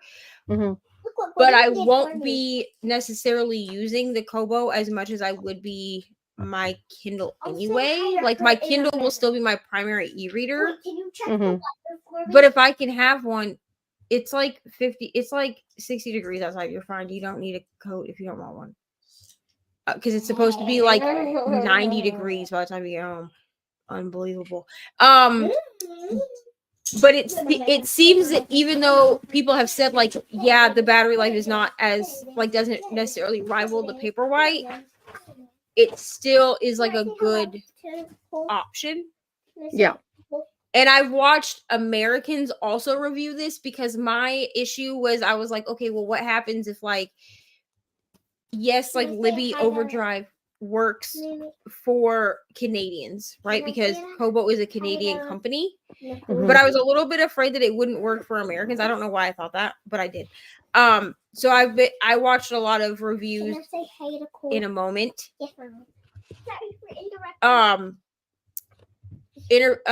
Reviews from Americans as well, and it seems that it works that way for us too. Okay. So it'd be great because then I don't have to get on Libby and And come with a pen.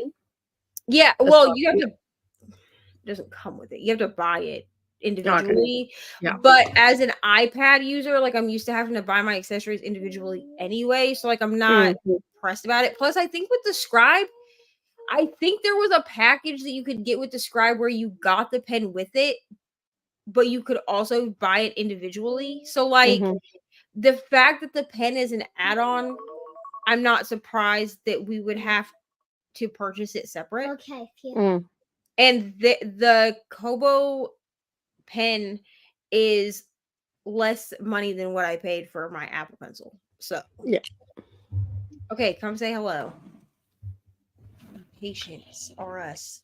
Come on. Good morning. How are you? Good. That's good. Getting ready for school, are you? Or are you already ready for school? Because I can see you've got your backpack on. You're itching to go to school, are you? Yeah. Is it a big day at school today? What do you got on? What do you have going? Do you know what you're doing at school today? Anything exciting or special happening? We're having a pizza party.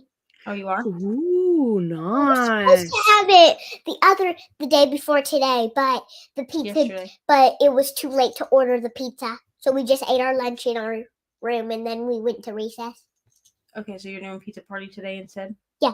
That's fun. But I'm going to get the grab and go, and that's not the pizza. So we have to eat pizza? No. You're going to get grab and go instead of pizza? Yeah, I really like the muffin and cereal. The other day we had Cocoa Puffs. Yum. They're my favorite. I love Cocoa Pops. They're my favorite too. They are my favorite. I like it, and they make the milk go really chocolatey. So tasty. Yeah, Cocoa Puffs are my favorite too. Well, there you go. You've got good taste. Yum. They are. They are yummy, aren't they? They're I so also chocolatey. like Fruit Loops. I like Fruit Loops too. They're not my favorite, but I do like Fruit Loops. What else do you like? I like Velveeta mac and cheese. Velveeta. Okay. Yeah, we don't have that here. You makes it for me for dinner sometimes.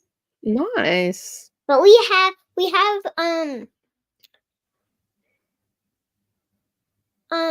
I got a bowl in here from the mac and cheese we ate last night when Manani's home. Yeah, go put it in the. You need to go and put that in the sink, sweetie. I didn't realize you had a bowl here. Go put it in the sink. Then can I keep talking to her when I get back? Go. So I need her. Well, you're about to go to the bus here. Soon. 10 minutes. So make sure you've done everything that you need to do. If you're gonna go say bye to Papa, go do that. You need to make sure that everything that you need to get done is done. It is good to see a kid so enthusiastic about school. She loves school. Christina has joined us. Her love for school, to be honest with you. Yeah, but there'll get a point where you have to drag her out of bed to get her to school.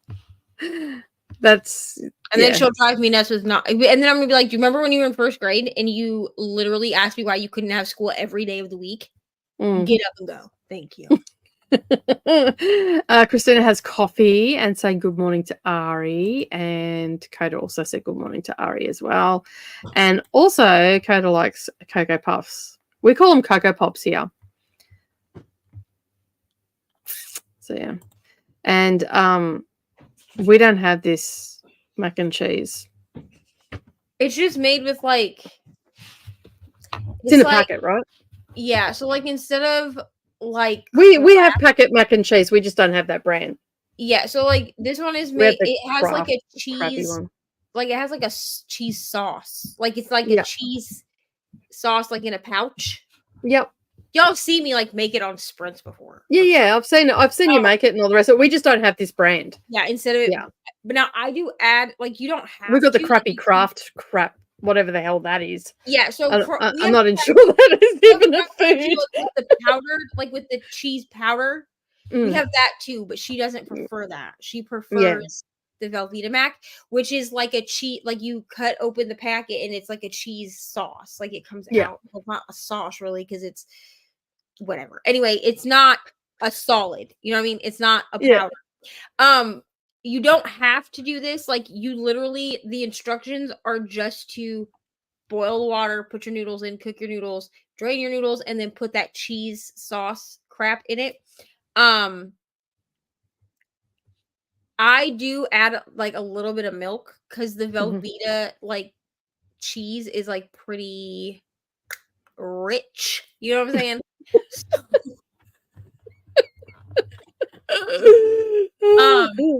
So I prefer it cut with just a little bit of milk because it just makes it a little bit more. Yeah, clear. I do that. Like if I get something, then it just looks a little bit too thick or whatever. I always cut it down with milk or a little bit of butter or something like that, just to thin it. Yeah, just a little bit more creamy. Yeah, you know. So I make my own cheese sauce. Like a bechamel sauce, which is what you use in lasagna, but I add 3 different types of cheeses into it, and it's delish on that. But that craft stuff with the powder, Mia goes, "Oh, can I have mac and cheese?" And I look at it and I'm like, I wouldn't call this food, but okay. Yeah, 10 minutes, bro. Say hi to everybody. Yes, say goodbye to everybody. I said. Are your teeth brushed? Yes. Did you brush your teeth? Yes. Properly? Yes. So you sung happy birthday twice? No. Oh, then go do it. You better go and do it. Just sing happy birthday in your head twice. That's proper teeth brushing protocol. Yeah. So you brush your top teeth to happy birthday, your top set of teeth, and then you brush your bottom ones to happy birthday, and then you brush your teeth properly. And do it in a circular motion. But and yeah, rub your gums off. I do cut it a little bit with some milk just because it is. Yeah, that's fair. Wow, it's pretty. It's just pretty rich. That's all. Yeah, I don't know. Still, I don't know. I probably wouldn't be able to eat it. Like the other day, I went into the lolly store. We went over to Toowoomba. There's a lolly store there, and there's a whole ton of American chocolates and all that in there, like Butterfingers and Reese's and Hershey's and all that sort of stuff. And Savannah's going, "You want this one?" I'm like, "I can't eat it." if I eat it, I'm going to be down for the count because it gives me instant headaches. Like, yeah, I just can't eat any of it. It's wild, eh? But so I just settled for looking at the pretty packages and walking out. So probably, save myself a little bit of heartache there. But yeah, we ended up going and having sushi for lunch, which was really nice. And this guy, so yeah, some people are just feral. Like he's sitting there with his kid on his lap, which is fine, and that he's sitting at a big ass table that like seats up to 6 people, right? The place is packed, and no one else is sitting at this table, and he's sitting right on the edge. He wasn't even eating or anything like that. Anyway, I said to the guy that owns the sushi shop, "Oh, we'll just sit here rather than sit inside." And he goes, "Yeah, no worries." And then this guy started getting up us because we were going to sit there. And then the little Asian guy come over and he's like, "Are you even eating here?" Like started having to go at him. And like he had his wife inside getting takeaway stuff. And basically, yeah, he didn't want to share the table. He wanted to sit there when there's like a takeaway area where you can sit and wait. And yeah, so we sat down and we just took over the table, and he's sitting there giving us dirty looks, and we're just like laughing at him, going, "It's okay, dude. Like you've got a chair, you can still sit down with your kid." And like me and Savannah and I were mumbling at each other, but we were having a conversation about his death stares, and then we just started laughing, like, just calm your farm, dude. It's okay. Evidently, he was a bit hangry, but then his wife come out and said, "I'm just getting takeaway. What are you going on about?" Just calm down, dude. It's all right. It's okay. We have got to the end of the comments, and we still have 40 minutes left, or 35 minutes left. We can do twice. Yeah. Okay. Good job. I brushed my teeth a second time because I had to sing happy birthday in my head twice. Cool. So happy birthday for your top teeth and happy birthday for your bottom teeth, right? Okay. And you got to do that morning and night. Don't forget the sides. The sides? All right. Oh, the sides of your teeth. I was so confused. I was like, what are you talking about? I was confused then too. I'm like, the size? What are you talking about? Evidently, it's early for you and late for me. Really? Confused and bamboozled by a 7-year-old. So, when's her birthday? Yeah. Her birthday is May 15th. Thank you. Her birthday is next Wednesday. Okay, cool. Yeah. Next Wednesday in America, not next Wednesday in. Well, technically, it would. Tuesday. That's when I have my birthday party. Technically, her birthday would just be in the future for you. Yeah. Calm down, bruh. But yeah, her birthday is next Wednesday. Can you make her a letter? And when's the big party? I don't know. Yeah. Next Saturday. Awesome. And have you invited all your friends, Ari? Yeah, I was gonna invite you, but I don't know how long it's gonna take. It would take her a long time. She lives in Australia. I'll show you on the map where that is.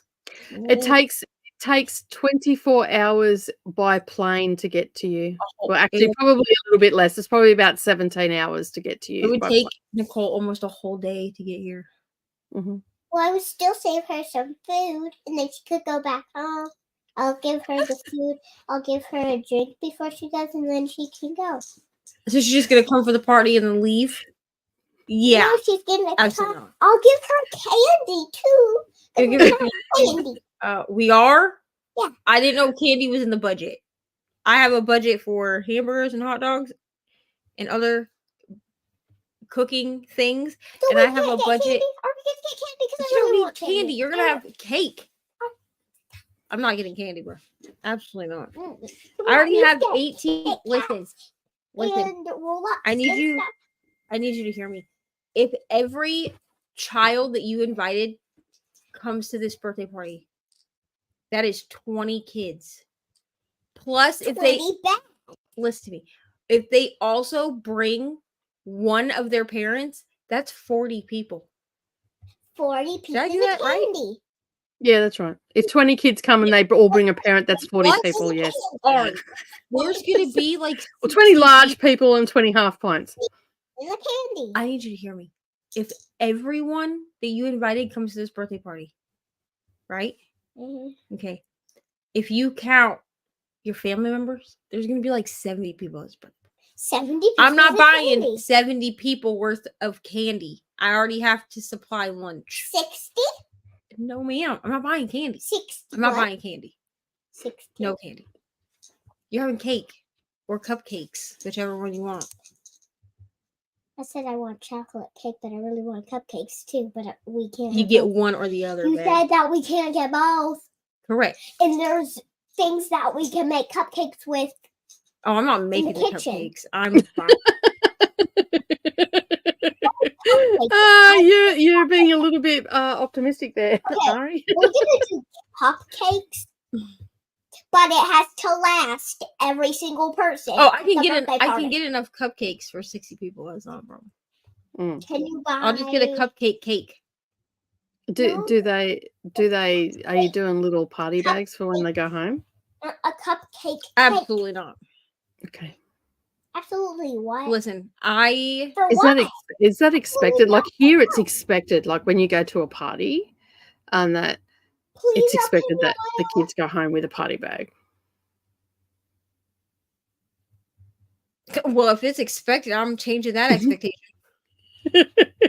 I just didn't do parties at all. My kids didn't get parties. They got to invite their friends. Like we'd go to like a bowling alley or something like that. But okay, have a great day at have a great day at school, ma'am. Okay. Bye. Have a good day, Ari. Bye. Bye. Bye. I don't even want to show you the face she just made when she did that. Bye. Weird. Just imagine.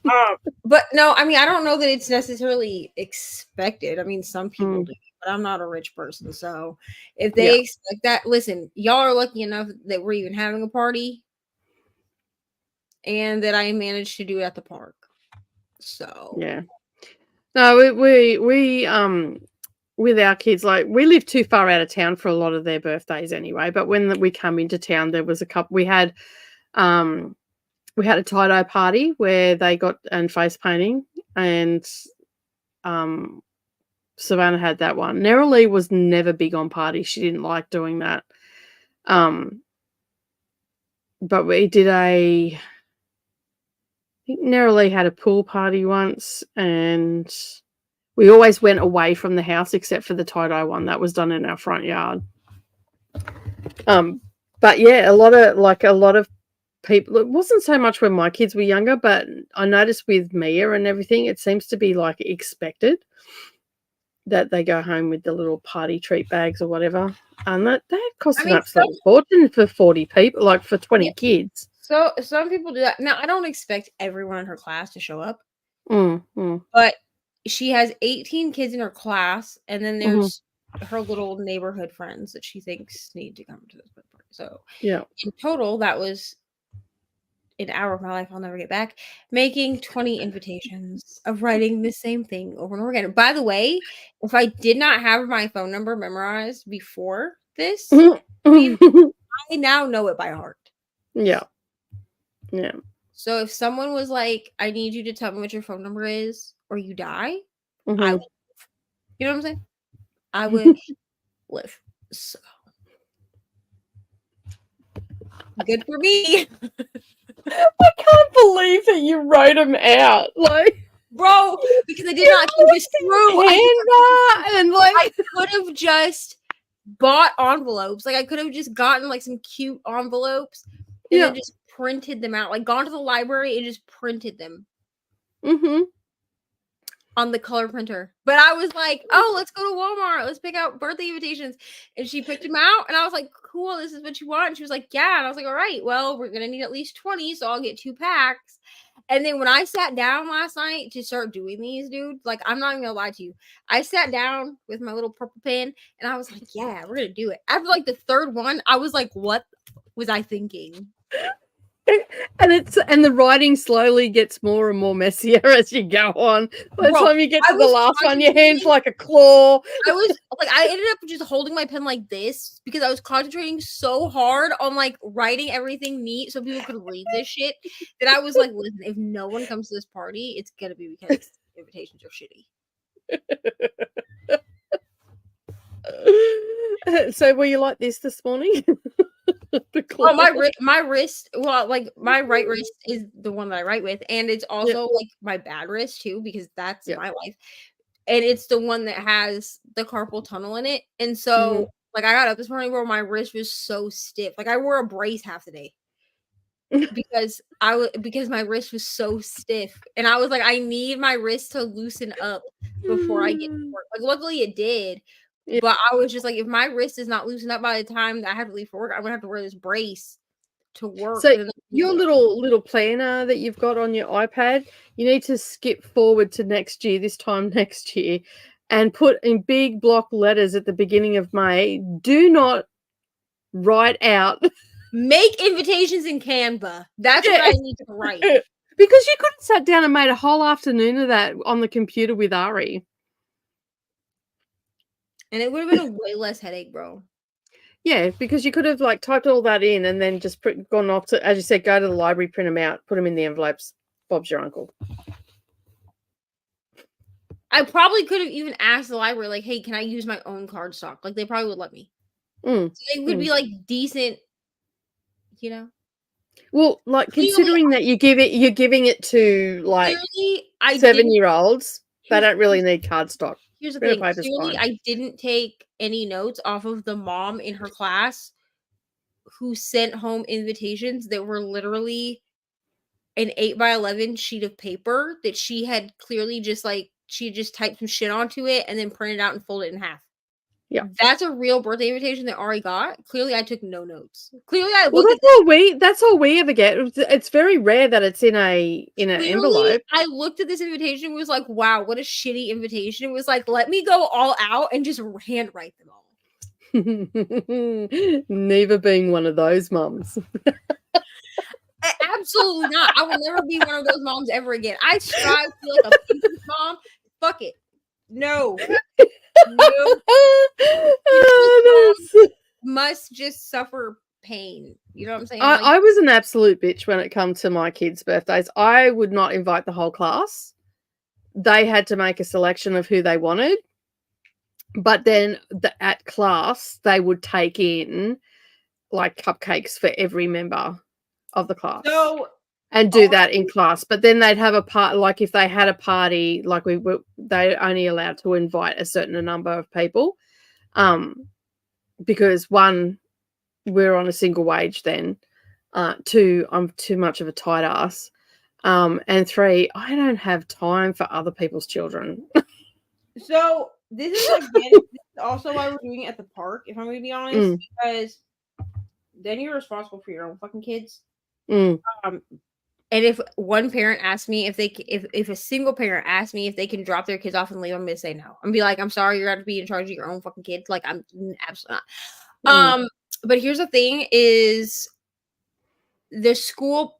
It would be difficult for me to hunt everyone down in order for Ari to invite people because the school policy is that they either have to invite the entire class or they have to invite everyone of the same gender as they are. So Ari, as far as I know, identifies as a girl, right? So she would have to invite all of the girls in her class or her entire class. And I did let her pick. Next year, I might be like, listen, bruh, it's not happening. But this year I was like, well, let's try it out. She hasn't really necessarily had like a big party, whatever. So since we're doing it at the park, I was like, you can either invite your whole class or you can invite just the girls. And she was like, I'll invite the whole class. So we'll see how much I regret this. See, I'm pretty sure one of the schools that the girls went to had that policy as well. That policy did not apply to me. Yeah, we'll see how much I regret this. Because I remember distinctly one teacher said, "Oh, are you inviting everybody in the class?" And I looked at her as if she had 2 heads and went, "No."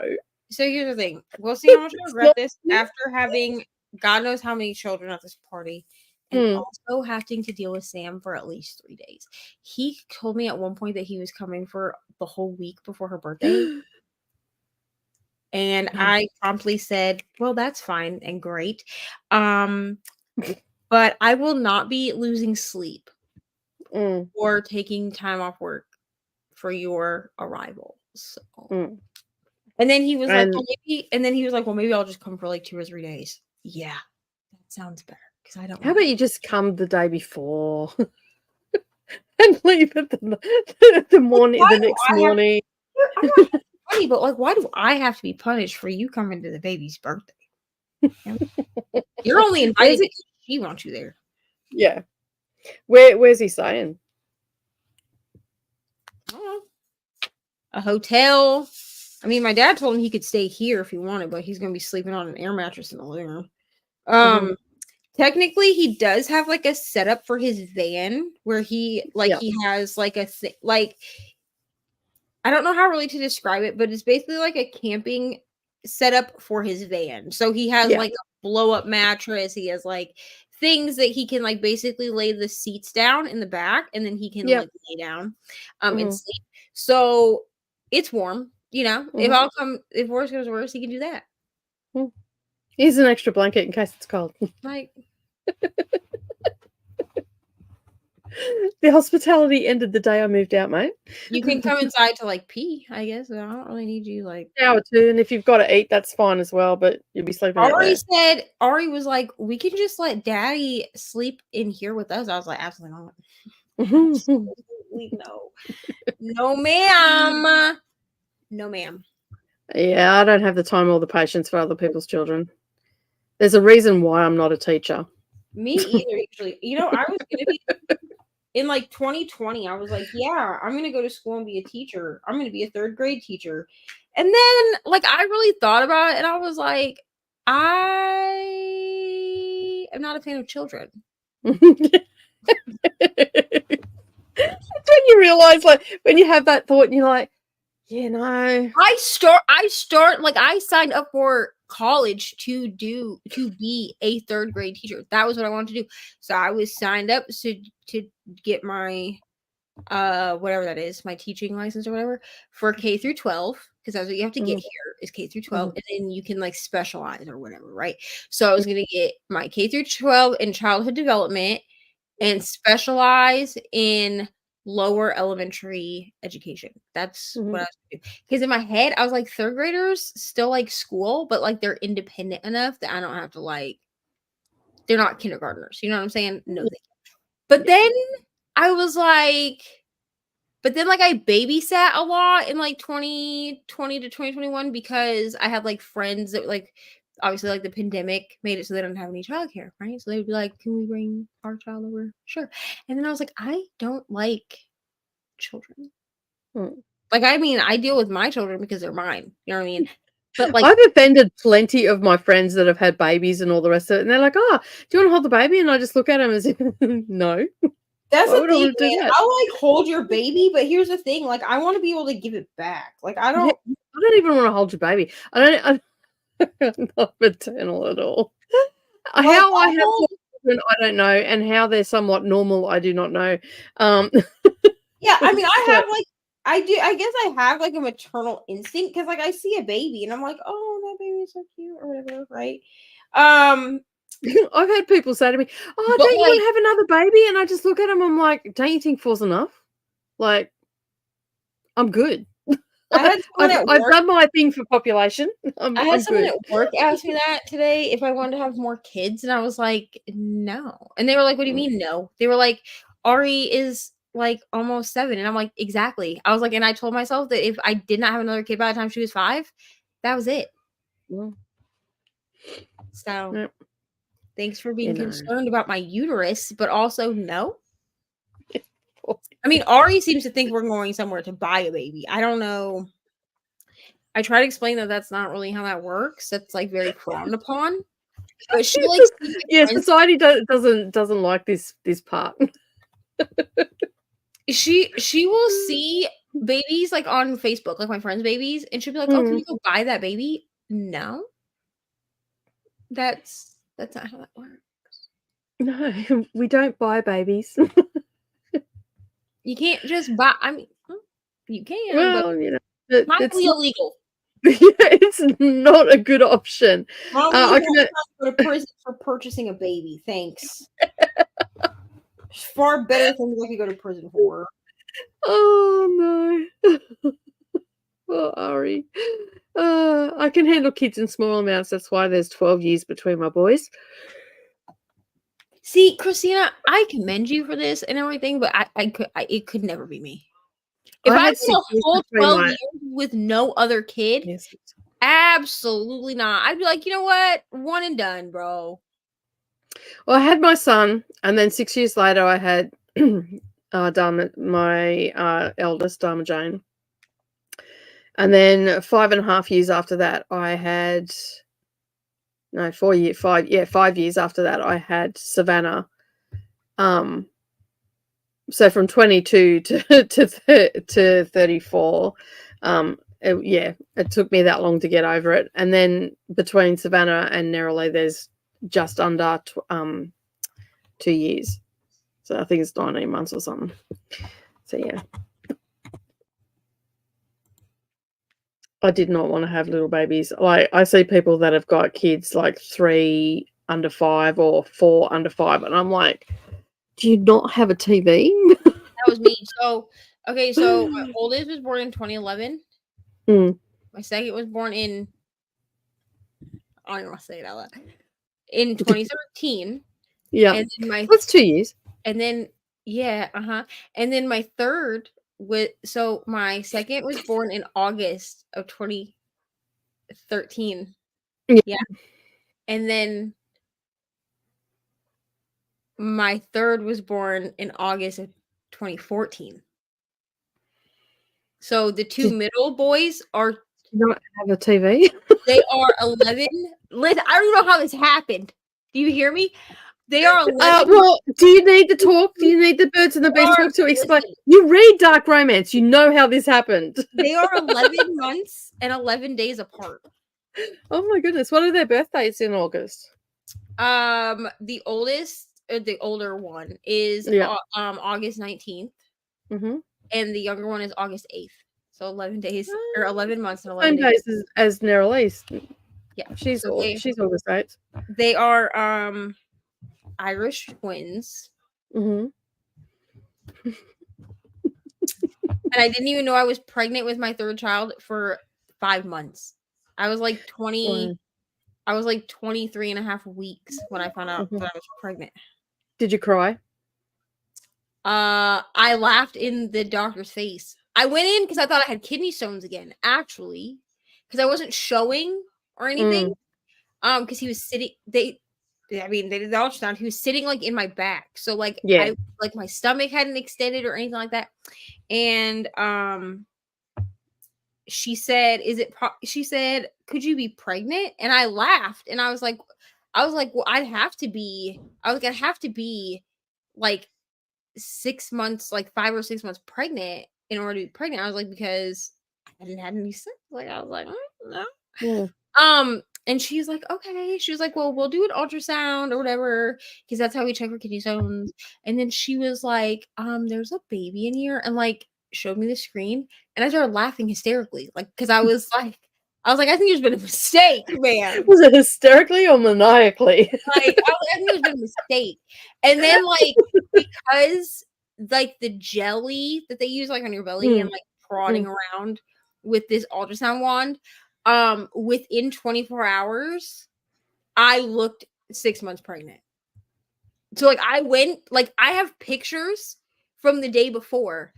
My stomach was flat. Like flat. Like, because I was scared. So if you hadn't have gone for that ultrasound, you could have been one of those people that were on TV that had a baby in the toilet. I was almost one of those people on I didn't know I was pregnant. And I always thought that show was like bullshit until it happened to me. Yeah. I was almost that person. That's traumatizing. Oh, I love it. Like, and I don't think, and like I laugh about it now. I love it because it happened to someone else. It didn't happen to me. But like I laugh about it now, but like at the time, like it was actually like it's actually like a part of my trauma. And here I am laughing at it. I'm sorry. No, I mean, I'm I'm not laughing laughing. at you, but like it's actually something that my therapist has made me like talk about because she's like, this is actually a traumatizing event for you. Like I make jokes about it, but she's like, no, bro, this is actually a traumatizing event for you. She was like, because how do you go from like plus like I had really bad postpartum depression with my second one.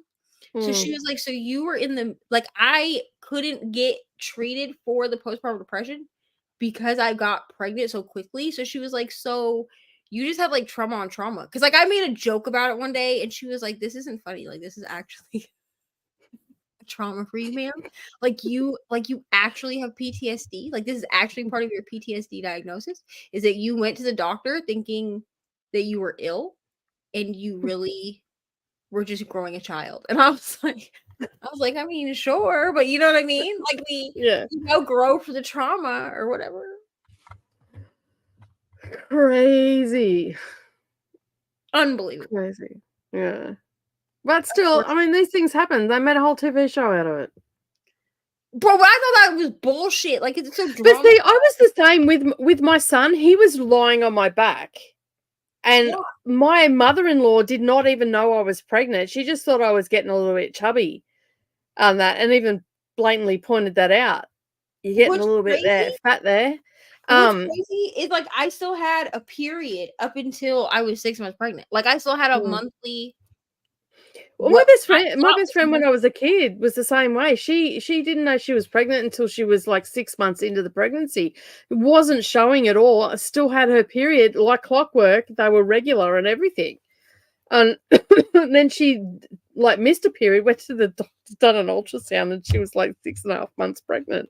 Like, surprise! Well, let me tell you no turning back now. When I got pregnant with Ari, I knew 2 weeks before the pregnancy test would show any result that I was pregnant with Ari.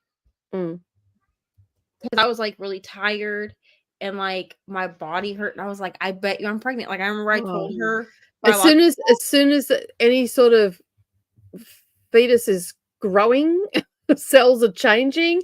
Dude, I just get really tender across here. Yeah, and I was like eating like twice as much. I mean, I eat a lot anyway, but like I was eating like twice as much as I normally would. And like I told her biological dad, I was like, I'm telling you, bro, I'm pregnant. And he was like, no, you're not, blah, blah. And I was like, I'm telling you, dude. I was like, it's 2 weeks too early for me to get a result. Because like I had tried to take a test and like it didn't come up. I was like, but I promise you, I said, in 2 weeks when my period's supposed to be here, I'm gonna be pregnant. And then in 2 weeks, I took that bitch while he was at work. And then I threw it at him when he got home. I was like, you see? Did you at least crack him in the forehead? Like, no, I feel if you're gonna throw a pregnancy test, you need to aim for like between the eyes. He was like considerably taller than me. Like he's like about the same height as well, I'm not saying his name on the internet, but the new boyfriend, right? So the new old boyfriend, I don't know what he is. Anyway, and so when I threw it at him, it like hit him in the chest. And then he was like, I can't believe you threw your pea stick at me. That's what he said. I'm about to throw more at you, dude. Start running. Well, it's not exactly planned that way neither. It's just the way life happened with the 12 years apart. I mean, that's also fair. I'm just saying, I would have been like, I mean, if I had my time over again, I probably like, I know this sounds terrible, but I would not have had my kids, my first two. I think I was more prepared for children in my 30s than what I was in my 20s. I was 22 when I had my son. I was 28 when I had my first daughter. And then I was 34 when I had Savannah. Like, I don't know that I would like to say that I would like not have one of my kids sounds terrible. But it does sound terrible, but I don't think I would have had my kids that early. I don't think I was. Yeah, I just. But also, I don't think I would. Well, my son, I was pressured into. I didn't want to have. I didn't want to have children that young. But my family were pressuring me because I'd been with my partner for 7 years, and well, that turned out to be a fucking royal shit show. Yeah. No. For me, I think I would have not had 4 children.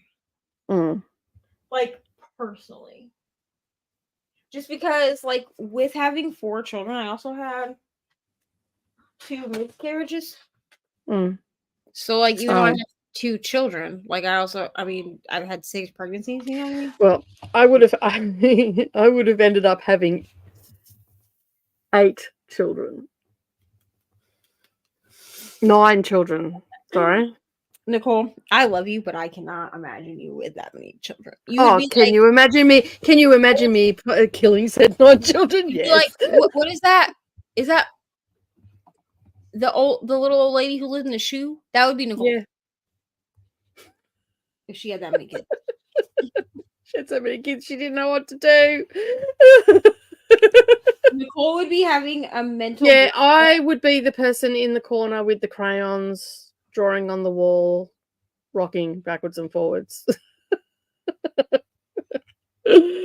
Oh, yeah. No, thank you. I'll pass. So, and I'm not a religious person, but the powers that be were evidently looking out for me. Things happen for a reason, or don't happen for a reason. I knew more and had more patience in my 30s, so my youngest has benefited there. Yeah, I'm still like, I don't know. Like, I sit down and I sometimes think like back, and I honestly don't think I had the patience to be a parent in my 20s, and I still really didn't have the patience in my 30s either. I'm not a very patient person when it comes to, it's probably the wrong word, but stupidity is the only word that's coming to mind. And let's face it, children do some really stupid things sometimes, and I just don't have the patience for it. So, but that's more a me thing than them thing. First of all, kids are creepy. Okay, that's just first and foremost. Like, my eldest daughter was a creepy motherfucker because she would stand at the door and stare at us while we were sleeping. Ari will stand. So, like, this is my bed, right? Obviously, yeah. So, where my computer is, there's a stool here. So, this is the floor here. This is the side of my bed. She will stand on the side of my bed, and she'll stand like this. So, like, my head is right here, like I'm asleep. And I'll open my eyes, and her face will be like this. And I'll be like, "What are you doing?" And she'll be like, "Oh, are you awake now?" They stare you down until you wake. That's what Mom and Jane used to do. All, and you'd wake up with a jump start.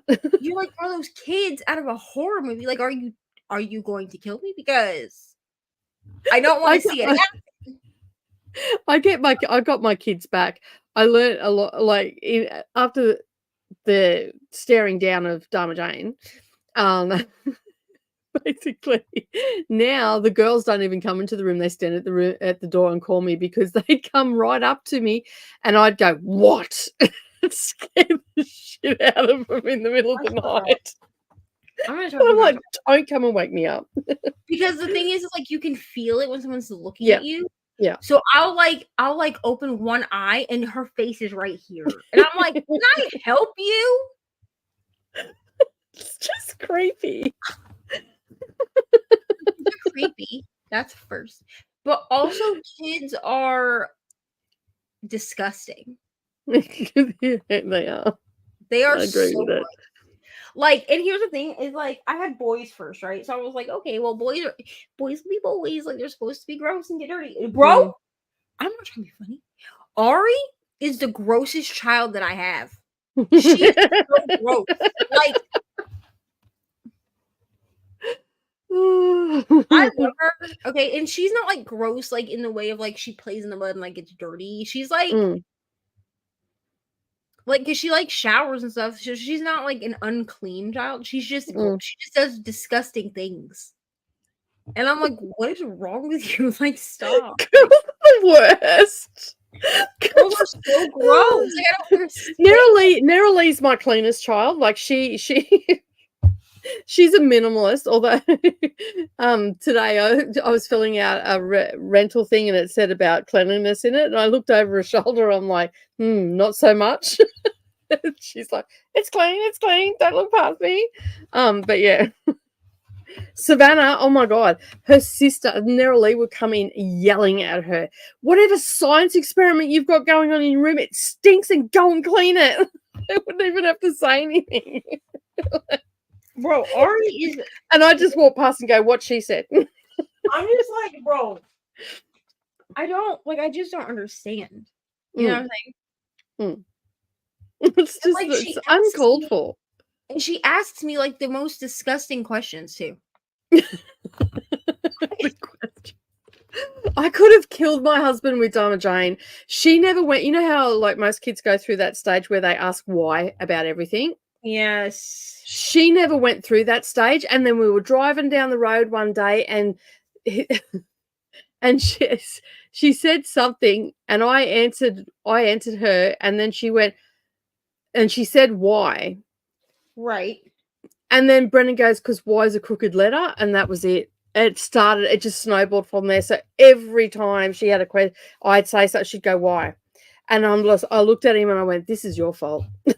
She never was going to go through that stage. So Ari, like, insists on being with me in the bathroom, which, like, I know is, like, a thing that kids do. Like, I used to go talk to my mom in the bathroom, like, into adulthood. That's probably weird. But, like, whatever. Yeah. But, like, she always picks the most uncomfortable time of the month to just be in my space in the bathroom. And I'm like, can you please leave?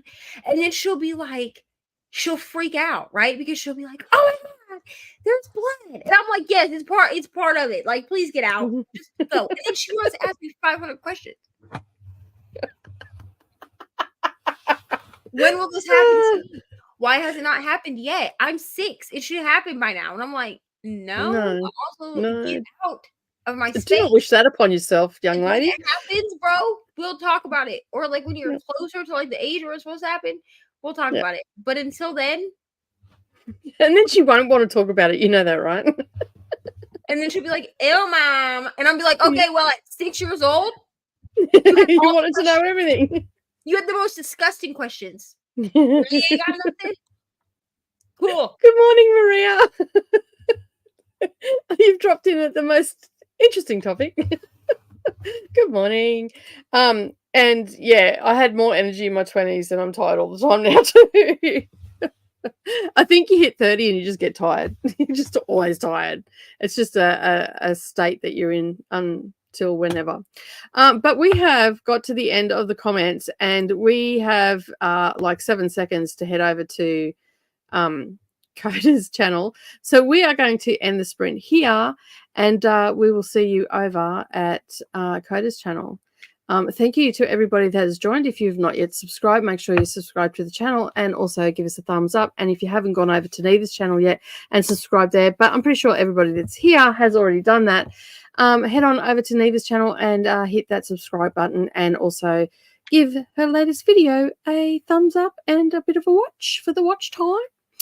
There's a little bit of an interesting bit in there.